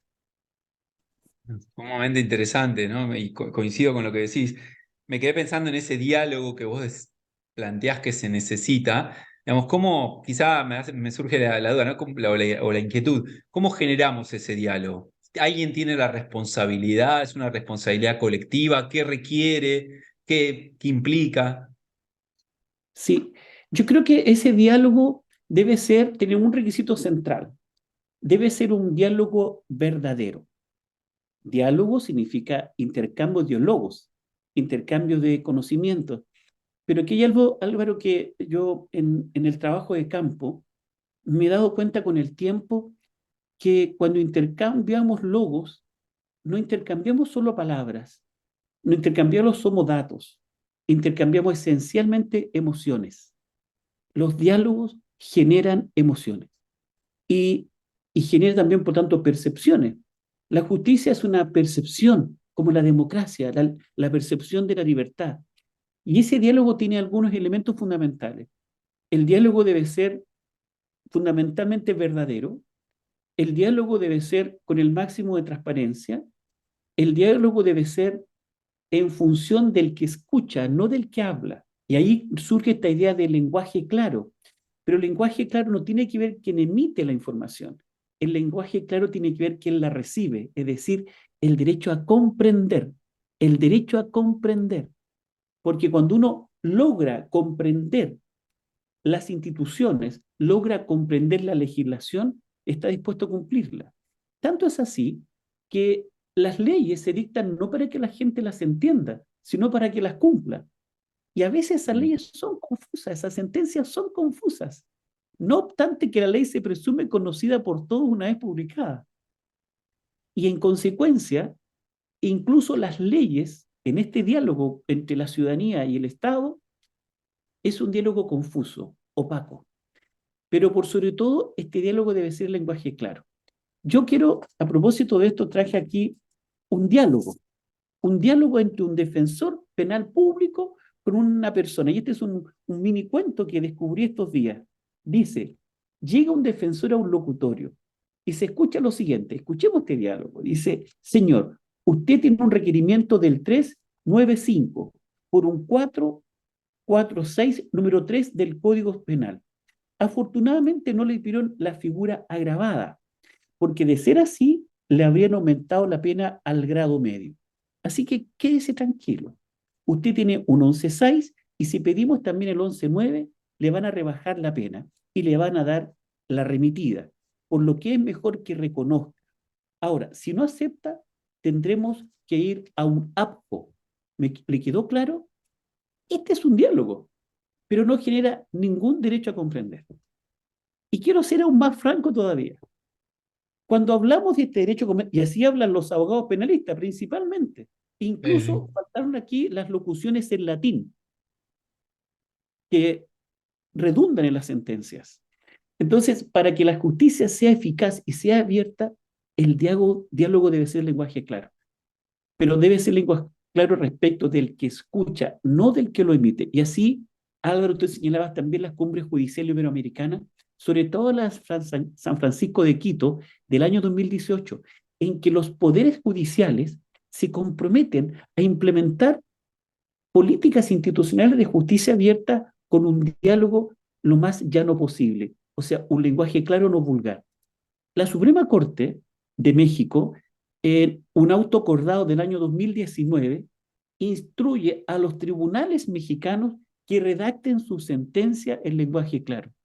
En el caso de Ecuador, el año pasado, efectivamente, el día 19 de septiembre hubo un acuerdo también de la Corte Superior de Justicia del Ecuador en que se concuerda en que la sentencia debe estar en lenguaje claro. En el caso de México hay una sentencia, por ejemplo, de una niña en una causa de violencia intrafamiliar, en donde se redacta en lenguaje claro. Lo mismo en Argentina, lo propio en Chile, donde hay concursos para redactar sentencias en lenguaje claro de la Asociación de Magistrados de Chile. Entonces, este diálogo debe ser verdadero, porque si no comprendemos lo que se nos dice, es muy difícil que lo podamos cumplir. Y quiero cerrar con un fallo de la jurisprudencia. La Corte Interamericana de Derecho Humano hay un hermoso fallo, un fallo atómico del año 2010. El caso se llama Fernández Ortega versus Estado de México. Se dicta una sentencia de carácter penal que condena a una mujer de apellido Fernández Ortega y se le aplican penas para su cumplimiento. Pues bien, tenía un pequeño detalle ese fallo. Estaba redactado en español, pero la mujer hablaba solo maya. Y en consecuencia se instala la figura del derecho a comprender y la Corte Interamericana, entre otros considerando, dejó nulo el fallo porque no se redactó, porque se vulneró el derecho humano a comprender. Último dato. En Chile, en el mundo, según una importante investigación del señor Sutherland, hay 6.809 lenguas. 6.809 lenguas. Es decir, tenemos un crisol del lenguaje y de eso la justicia también debe hacerse cargo. Es decir, cuando hablamos de la verdad, estamos hablando de un lenguaje verdadero que pueda ser entendido por los justiciables y por toda la comunidad para que se cumpla el mandato que la ley se percibe no solo conocida, sino comprendida por todos. Excelente, excelente. Muchas gracias por la reflexión. Me hace pensar en que, bueno, los poderes judiciales y los sistemas políticos tienen que resolver algunos problemas estructurales de base, ¿no? Es decir, si no hay una posibilidad de que la ciudadanía entienda el lenguaje que hablan, ¿no? Digamos, es muy difícil que se sientan parte, no solamente objeto de sus decisiones y sentencias, sino parte de la comunidad, ¿no? En la que viven. O sea, que me parece que hay algo muy nodal en eso. Y bueno, vos hablaste de la Cumbre Judicial Iberoamericana, hablaste de la CIDH, la Comisión Interamericana de Derechos Humanos. Eso me lleva a preguntarte, bueno, siempre hablamos o no siempre, muchas veces hablamos de estos temas de justicia abierta desde espacios de sociedad civil, ¿no? ¿Qué responsabilidad o qué esperarías vos o qué le pedís vos a instituciones oficiales del sistema de justicia, una Corte Suprema, una CIDH, a estos lugares que son un poco, representan al liderazgo de las instituciones judiciales de nuestra región? ¿Qué esperas de ellos? ¿O qué le pedirías? ¿O crees que deben hacer? ¿Hay alguno que te parezca interesante en lo que está haciendo? ¿Qué destacarías? Sí, yo le pediría una sola cosa: el coraje de la voluntad política. El coraje de la voluntad política. Si las instituciones, los poderes judiciales, los ministerios públicos, las defensorías penales públicas, los OIJ, por ejemplo, en Costa Rica, solo se implementarían políticas de justicia abierta, y es la llave maestra, la que abre la llave del agua, es la voluntad política. Voy a dar un ejemplo. Costa Rica, por ejemplo, en que una mujer, la primera mujer presidenta del Poder Judicial de Costa Rica en el año 2015 y 2016, toma la decisión de dar curso a una política de justicia abierta. El promedio del valor público o la legitimidad del Poder Judicial en América Latina, según Latinobarómetro, es de un 24%. Costa Rica estaba en ese 24% también, 24-25%, pero gracias a la voluntad política, que se requiere mucho coraje, porque hay que combatir ciertos molinos fuertes, porque hay una tendencia a la opacidad, porque la opacidad genera poder. Y como dice Michel Foucault, el que tiene poder, hasta los más demócratas de los demócratas, le cuesta soltarlo. Entonces, doña Sarella, la presidenta de la Corte Suprema de Costa Rica, decide tomar la decisión. Resultado: ¿cuál es la percepción de la justicia en Costa Rica? Hoy día está sobre el 40%, gracias a un hecho: la voluntad política. Y eso se está avanzando. Yo quiero destacar muchísimo ya la voluntad política, no solo en Costa Rica, en México. De los 32 estados, 7 estados, 7 poderes judiciales han tenido declaratoria de justicia abierta: Guanajuato, Querétaro, Quintana Roo. Y hemos conversado con ellos muchas veces, y en el caso también de Ecuador, el 18 y 19 de septiembre tuve el honor de participar en la redacción del documento. Se redactó la primera declaratoria en más de 200 años del Poder Judicial de Ecuador. En el caso de Chile, 21 de junio del año 2021, la Corte Suprema de Chile también tuvo una declaratoria de justicia abierta. En el caso también de Guatemala, también hubo una declaratoria de justicia abierta que además fue acompañada por una política de justicia abierta. Ahí estuvo mi amiga Sandra Elena y otros integrantes de RIJA. En el caso también, ¿cierto?, de Honduras, el 17 de mayo del año 2021, el presidente del Poder Judicial de la Corte de Honduras también tuvo una declaratoria de justicia abierta.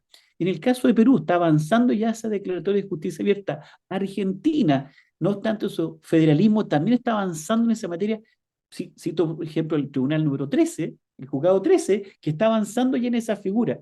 Es decir, es la suma de liderazgos, de líderes y lideresas que están haciendo carne este proceso.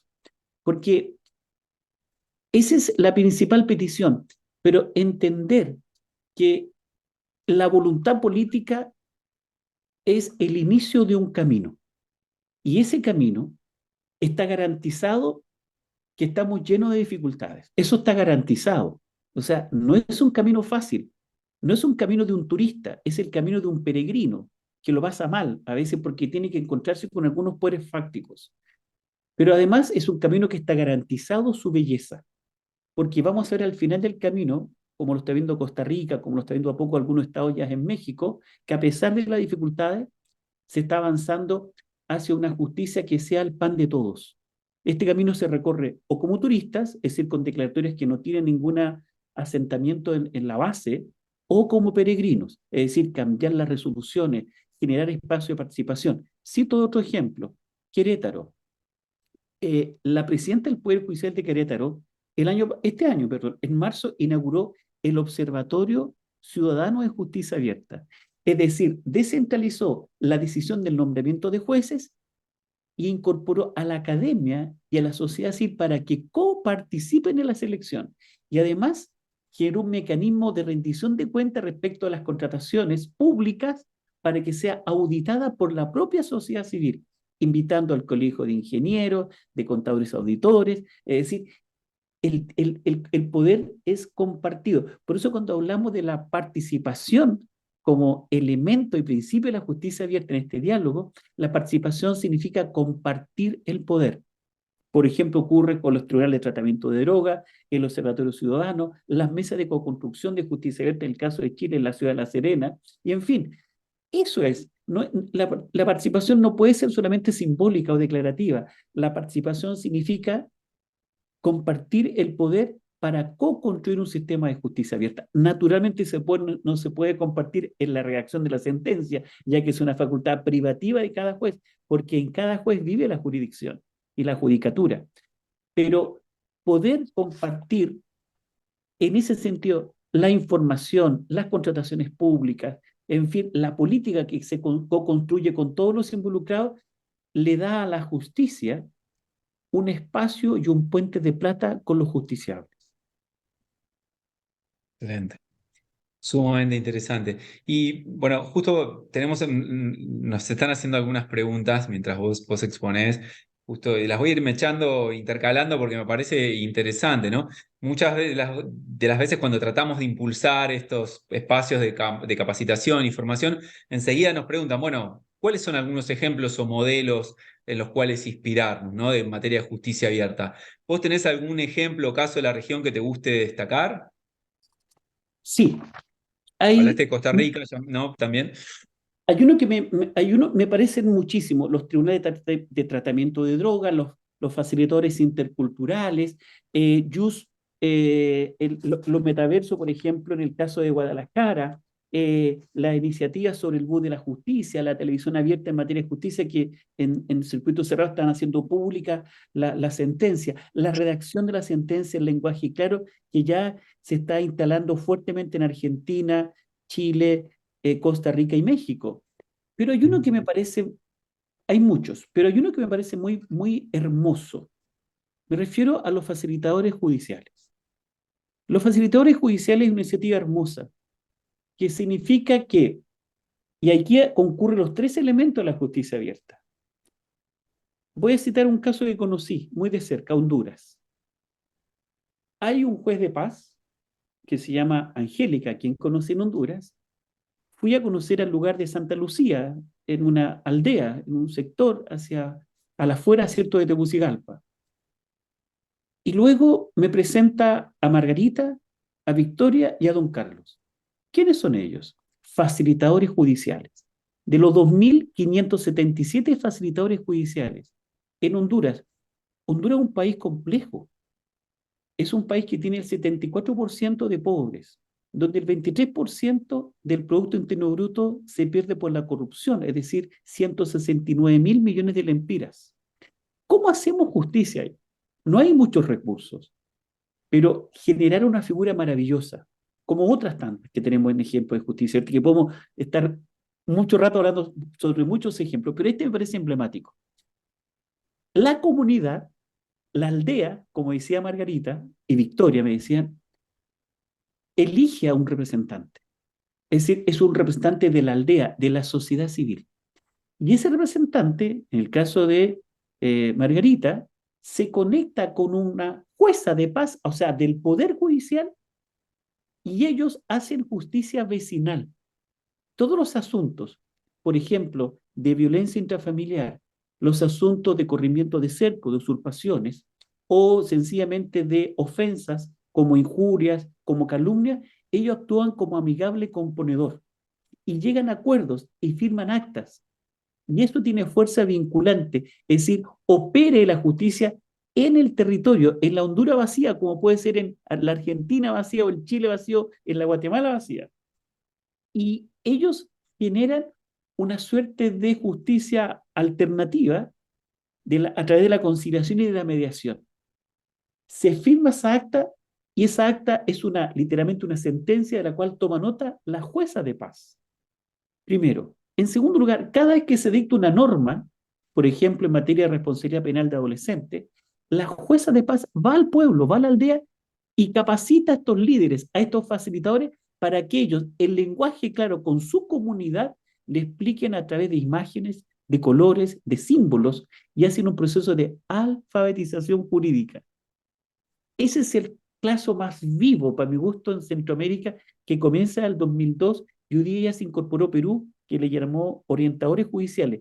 Colombia hace 2 años facilitadores judiciales. Costa Rica, Panamá, Nicaragua, Guatemala están trabajando sobre esta figura. ¿Qué significó? Conversamos con el presidente, con un ministro de la Suprema Corte de Honduras hace 2 años, y él me decía, mire, señor Char, ¿sabes lo que significó para nosotros los facilitadores judiciales? 8.000 causas no se judicializaron, se resolvieron en la comunidad e impidieron que hubiera mora judicial y las personas viven en un espacio de mayor paz en un país que vive una guerra permanente y de violencia permanente. Es decir, cómo la justicia abierta genera espacios pacíficos. Pero además, un último detalle. Yo le preguntaba a Victoria, a Margarita, a don Carlos, bueno, ¿qué pasa con sus remuneraciones? ¿Sabes lo que me dijeron ellos? Trabajamos ad honorem, nadie nos paga nada. El Poder Judicial nos provee de una chaqueta, nos provee de lápices, nos capacita, pero no recibo ninguna remuneración. Es decir, está el honor social de ellos con su comunidad. Y yo le dije, ¿y cómo combaten esto de la corrupción? Me dijo, a mí me controlan todos los días. Yo me levanto en la comunidad, vivo en la comunidad y resuelvo en la comunidad. Es decir, hay un control ciudadano permanente sobre ellos. Es decir, ellos rinden cuenta permanentemente a la comunidad. Este ejemplo a mí me parece maravilloso. No, sumamente, es sumamente interesante y también innovador y al mismo tiempo elemental, ¿no? A veces pensamos en usar tecnologías para la justicia abierta o Así grandes es. reformas y en realidad vos estás hablando de un caso muy interesante de sentido común, ¿no? De compromiso con la comunidad, que estas personas que no cobran nada y también me imagino que en sus al no ser profesionales del derecho, también usan criterios de equidad que son compartidos por la comunidad al momento de resolver, ¿no? Así es. Y además, como por añadidura, usan lenguaje claro porque hablan con sus pares. Y Claro. además hay un involucramiento muy potente de la jueza de paz que logra conectarse en un puente de plata con los facilitadores y facilitadores judiciales. Ellos además se sienten honrados, lo que yo llamo el honor social. Eh, y ¿por qué? Porque hay una sensación de trascendencia en ellos. Es decir, ellos están trabajando por su aldea, por su país, por la justicia de su país, en un país que, insisto, 74 millones, 74% de pobres. Ah, sumamente interesante. Me acuerdo de haber leído hace muchos años cuando uno mira historia del Poder Judicial o la función del Poder Judicial o de los sistemas de resolución de controversias, ¿no? En una comunidad. Antes de que aparecieran los jueces y las instituciones judiciales formalmente, siempre había alguien en la comunidad que actuaba como tercero imparcial para resolver controversias, porque eso es lo que mantenía la convivencia en una comunidad, ¿no? Con el tiempo se empezó a llamar de otras maneras, se empezó a estar a cargo del Estado, pero es una función básica de gobernanza y de mantenimiento del tejido social, la cohesión social, ¿no? Así que me parece que esto que aportás es sumamente interesante y además me parece que es replicable o al menos adaptable en casi todos nuestros países, ¿no? Claro, porque muchas veces dice, pero no tenemos presupuesto para implementar esto. Pero si esto sale gratis, o sea, hay voluntad política de todo el ecosistema, de todos los involucrados. Y además genera una sensación de honor del ecosistema. Y aquí me recuerda un concepto que viene del derecho romano, ¿no? La figura del tribunal. En Roma, y cuando vi esta experiencia hablando con Margarita ya, ellos me decían, Yo le dije, ¿usted por qué hace todo esto? Por mi aldea, por mi aldea. Qué bueno. En Roma, 2000 años atrás, existía esta figura, ¿cierto?, de la magistratura que aplicaba las leyes. Pero hay una cosa muy valiosa, Álvaro, que la figura de tribunal, la palabra tribunale es una silla que los romanos usaban, y la silla se llamaba tribunale, porque se sentaba alguien en esa silla y miraba en altura a todo el pueblo, y sobre todo al que estaba más lejos, porque hacia allá tenemos que ir, al que está más lejos de la justicia. Y por lo tanto, la figura del tribunal significa el cuidado de la tribu. Ahí viene la palabra tribunale, es decir, el cuidado de la aldea, de la tribu. Cuentas claras conservan la amistad. Por eso esta figura de la justicia abierta se trata de no hay una creación de algo nuevo, es volver a nuestro origen. Nosotros la naturaleza humana es violenta por esencia, ¿no? Pero lo que hace que vivamos civilizadamente es que justamente podamos dialogar y conectarnos entre nosotros. Y por eso este tercero imparcial de la heterocomposición es clave, porque genera la paz social. Y en ese sentido, hay muchísima voluntad en cada ciudadano por construir la justicia. Por eso la voluntad política, el que tiene el poder es fundamental, pero es el que tiene poder, le cuesta soltarlo, le cuesta compartir el poder. Por eso que la creación de Rija es clave, porque Rija opera en un ecosistema de la tribunal, de proteger toda la tribu mundial, por así decirlo, en base a un principio central que es la justicia, desde Ulpiano, y dar a cada uno lo que le corresponde. Y además, porque lo que buscamos en la justicia es en parte la verdad, porque la verdad es el foco, el centro que mantiene unida a la comunidad, como dice Jung-Chul Han, Harari, Amartya Sen y muchos otros autores, incluso Hannah Arendt o Nietzsche. Entonces, cuando hablamos de la transparencia, y aquí hay un fallo atómico que nació en Guatemala. Yo descubrí que Guatemala significa tierra de árboles. Me parece maravilloso el concepto. ¿Y qué pasaba acá? Hay un fallo en Guatemala del año 2010. Fallo Efraín Bámaca versus Estado de Guatemala. Un señor, don Efraín Bámaca, desaparecido en la guerra civil centroamericana, que duró 39 años, y su familia lo buscaban y quería saber dónde estaba. Y le piden al Estado guatemalteco que le entregue información, o sea, rinda cuenta. Principio de justicia abierta, transparencia. El Estado no le entrega la información. Recurren a la Comisión Interamericana de Derechos Humanos. La comisión le da el visto bueno y pasa a la Corte Interamericana. ¿Qué resuelve la Corte Interamericana? Condena al Estado de Guatemala por ocultar información que es de carácter público. Pero hay un párrafo, Álvaro, que me parece una epifanía. Y dice que cuando hablamos de la información pública, estamos hablando, dice el fallo, del derecho a la verdad. Del derecho a la verdad. Porque la verdad es lo que mantiene unida a la comunidad. La mentira es lo que mantiene dividida a la comunidad. Por eso que las redes sociales que rentan muy bien se construyen desde la mentira, muchas de ellas. Porque la mentira se vende rápido y circula muy rápido. La verdad se mueve más lento y vende muy poco.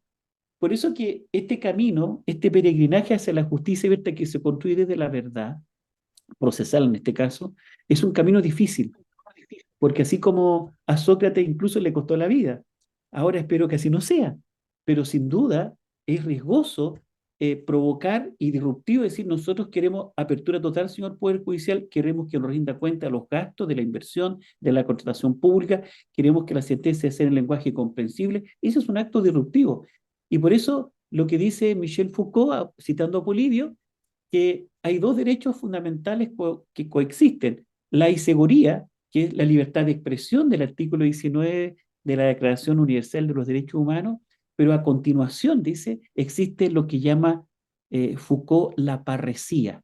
Y la parresía es el coraje de decir la verdad. Y en ese coraje de decir la verdad vive la justicia abierta. Muchas gracias, Peter. La verdad que inspiradores tus palabras. No, no nos defraudaste con eso como siempre. Y es muy interesante ver tus percepciones y tu lectura, ¿no? Cómo conectar lo que ocurre en la práctica, las necesidades que tienen nuestros poderes judiciales con estas reflexiones filosóficas que nos ayudan a pensar el camino, ¿no? Creo que nos has enseñado y nos has ilustrado acerca de la importancia de algunos conceptos, del diálogo, ¿no? De la decisión institucional, ¿no? Del valor de la comunidad, ¿no? De la tribu. Me parece que nos ayudás a poner la justicia abierta en otro plano, en otra perspectiva, que ciertamente nos motiva y nos entusiasma.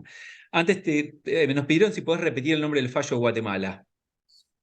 Bámaca, Efraín Bámaca versus Estado de Guatemala, 25 de noviembre del año 2000, para ser más preciso. Yo lo pongo como Fallo lo Bámaca, escuché, Estado de Efraín. Guatemala, Efraín Bámaca, que es la persona, Perfecto. contra Guatemala, se dictó el 25 de noviembre del año 2000. Si uno ve los detalles de ese fallo, hay un voto muy relevante que habla del derecho a la verdad. Yo me amparo mucho en eso, porque eso es clave. Y aquí yo quisiera agregar una cosa, si me lo permites, Álvaro, que me parece en el trabajo de campo que es relevante. Adelante. Primero que cuando hablamos de datos abiertos, ¿cierto? En el primer principio de justicia abierta, datos abiertos, rendición de cuentas, yo ahí también agregaría la integridad y la probidad de la judicatura, que es muy importante. El principio también de imparcialidad de la judicatura, que también es muy importante. Eh, pero cuando hablamos de datos abiertos, en el fondo creo que cuando nosotros liberamos datos en justicia, estamos liberando emociones. Los datos son emociones. Voy a citar un ejemplo. Aquí me imagino eh, la, aquí me imagino que hay personas, ¿cierto?, de Guatemala, ¿sí, Álvaro? Hay colegas Sí, sí. De Guatemala y argentinos. Voy a poner tu ejemplo como buen argentino. Yo adoro Argentina, me encanta. Los chinos nos gusta mucho Buenos Aires. Y voy a dar dos ejemplos. Voy a liberar datos. Primer dato. Estadio River Plate. Y esto también te va a provocar a ti un dato. Estadio River Plate. Que no podemos hacer una sentencia, pero quiero hacerlo mucho más en lenguaje más común. Estadio River Plate se enfrentan en la Copa del Mundo del año 2035. Argentina y Guatemala. Segundo dato. Argentina con alineación, ¿cierto?, de los mejores jugadores del mundo. Hoy día son actual campeones del mundo con nuestro apoyo y pesar. y, y también está jugando Guatemala, que llega a la final de la Copa del Mundo en Argentina. Sigo con los datos. Comienza el partido. Otro dato. Argentina 1-0.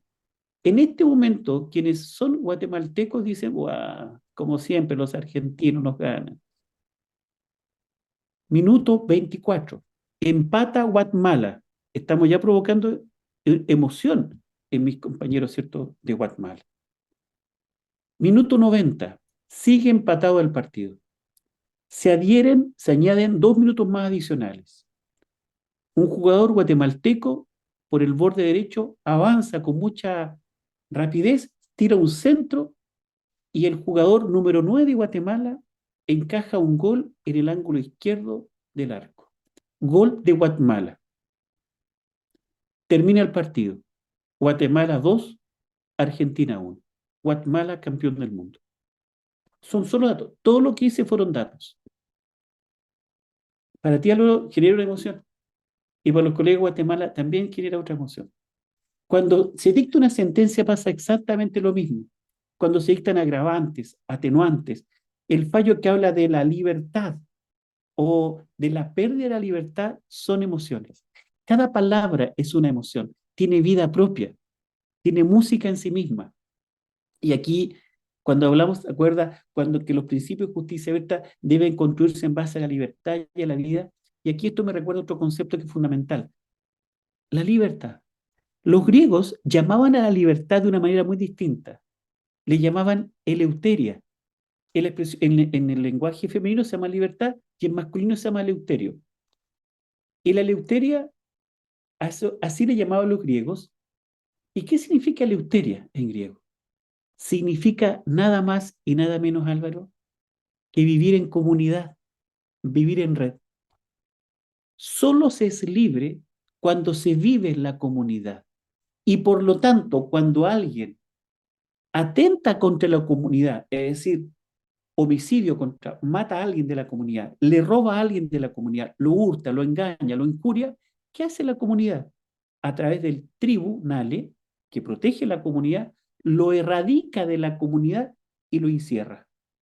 Por tanto, al perder la comunidad, pierde la libertad, porque libertad significa, según los griegos, la eleuteria, vivir en comunidad.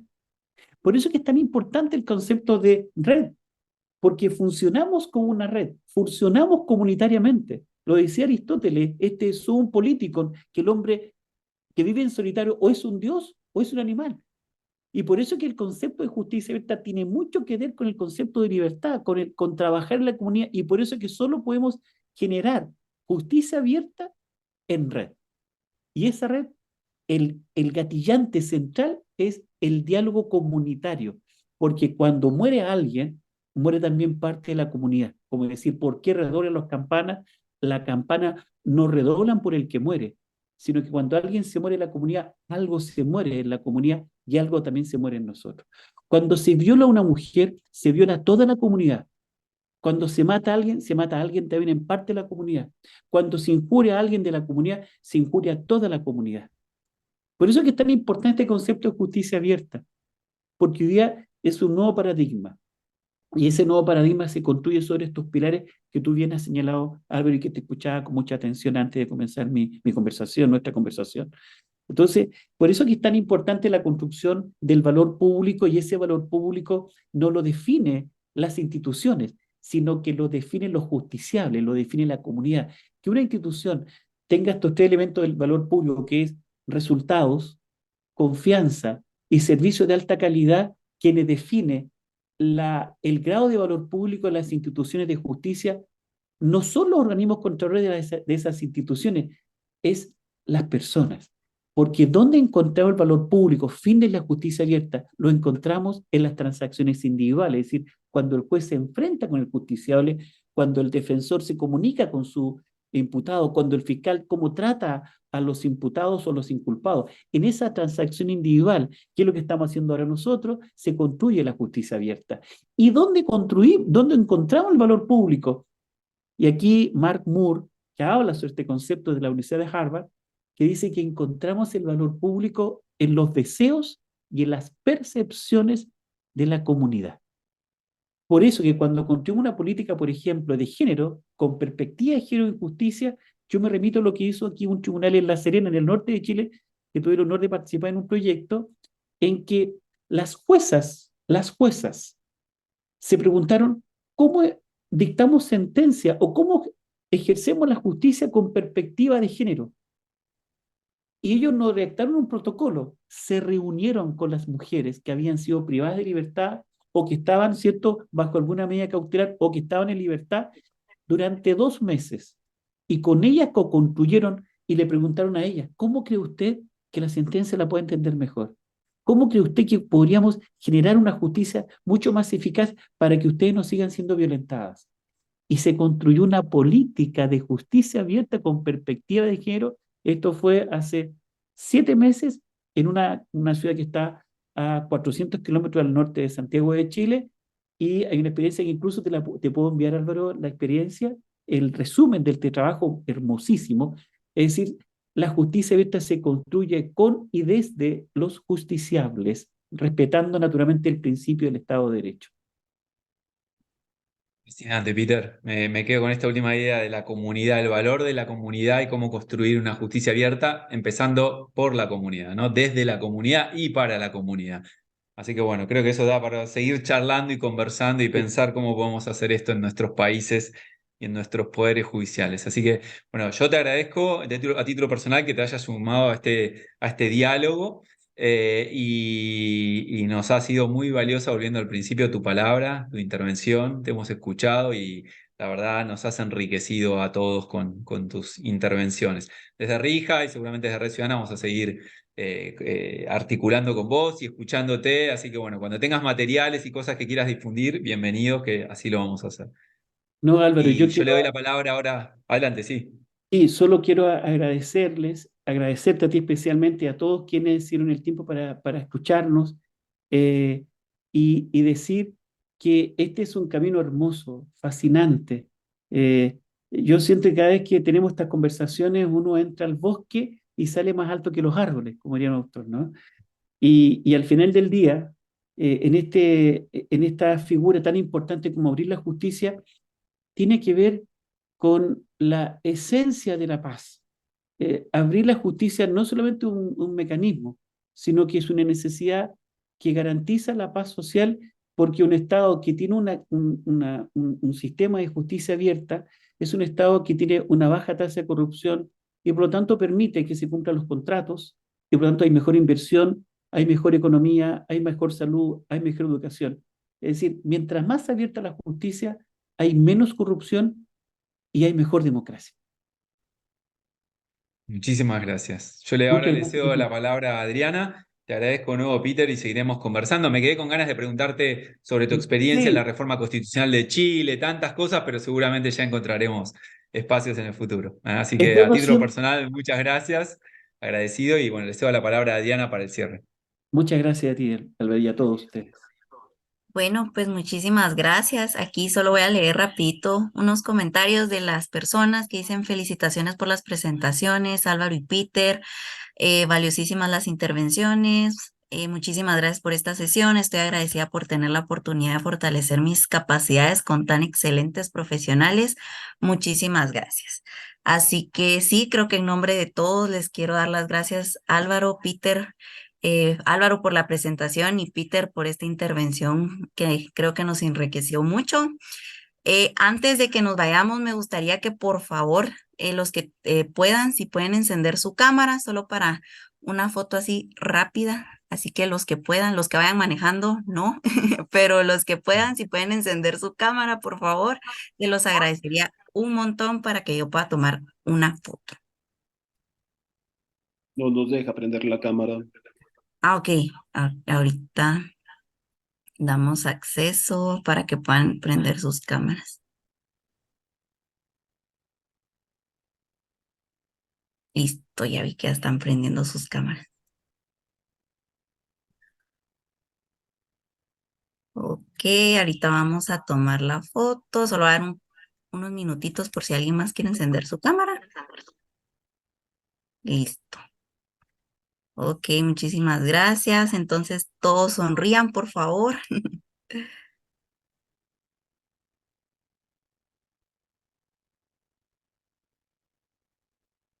Y listo, muy bien. Muchísimas gracias a todos los que pudieron encender su cámara. Gracias nuevamente a nuestros presentadores del día. Y los esperamos la próxima semana con la continuación de nuestro proceso de formación de acceso a la información pública y de justicia abierta. Y a finales de noviembre los esperamos también para el proceso de formación sobre datos abiertos. Así que muchísimas gracias a todos, que tengan una feliz noche y que descansen. Chao, chao, gracias.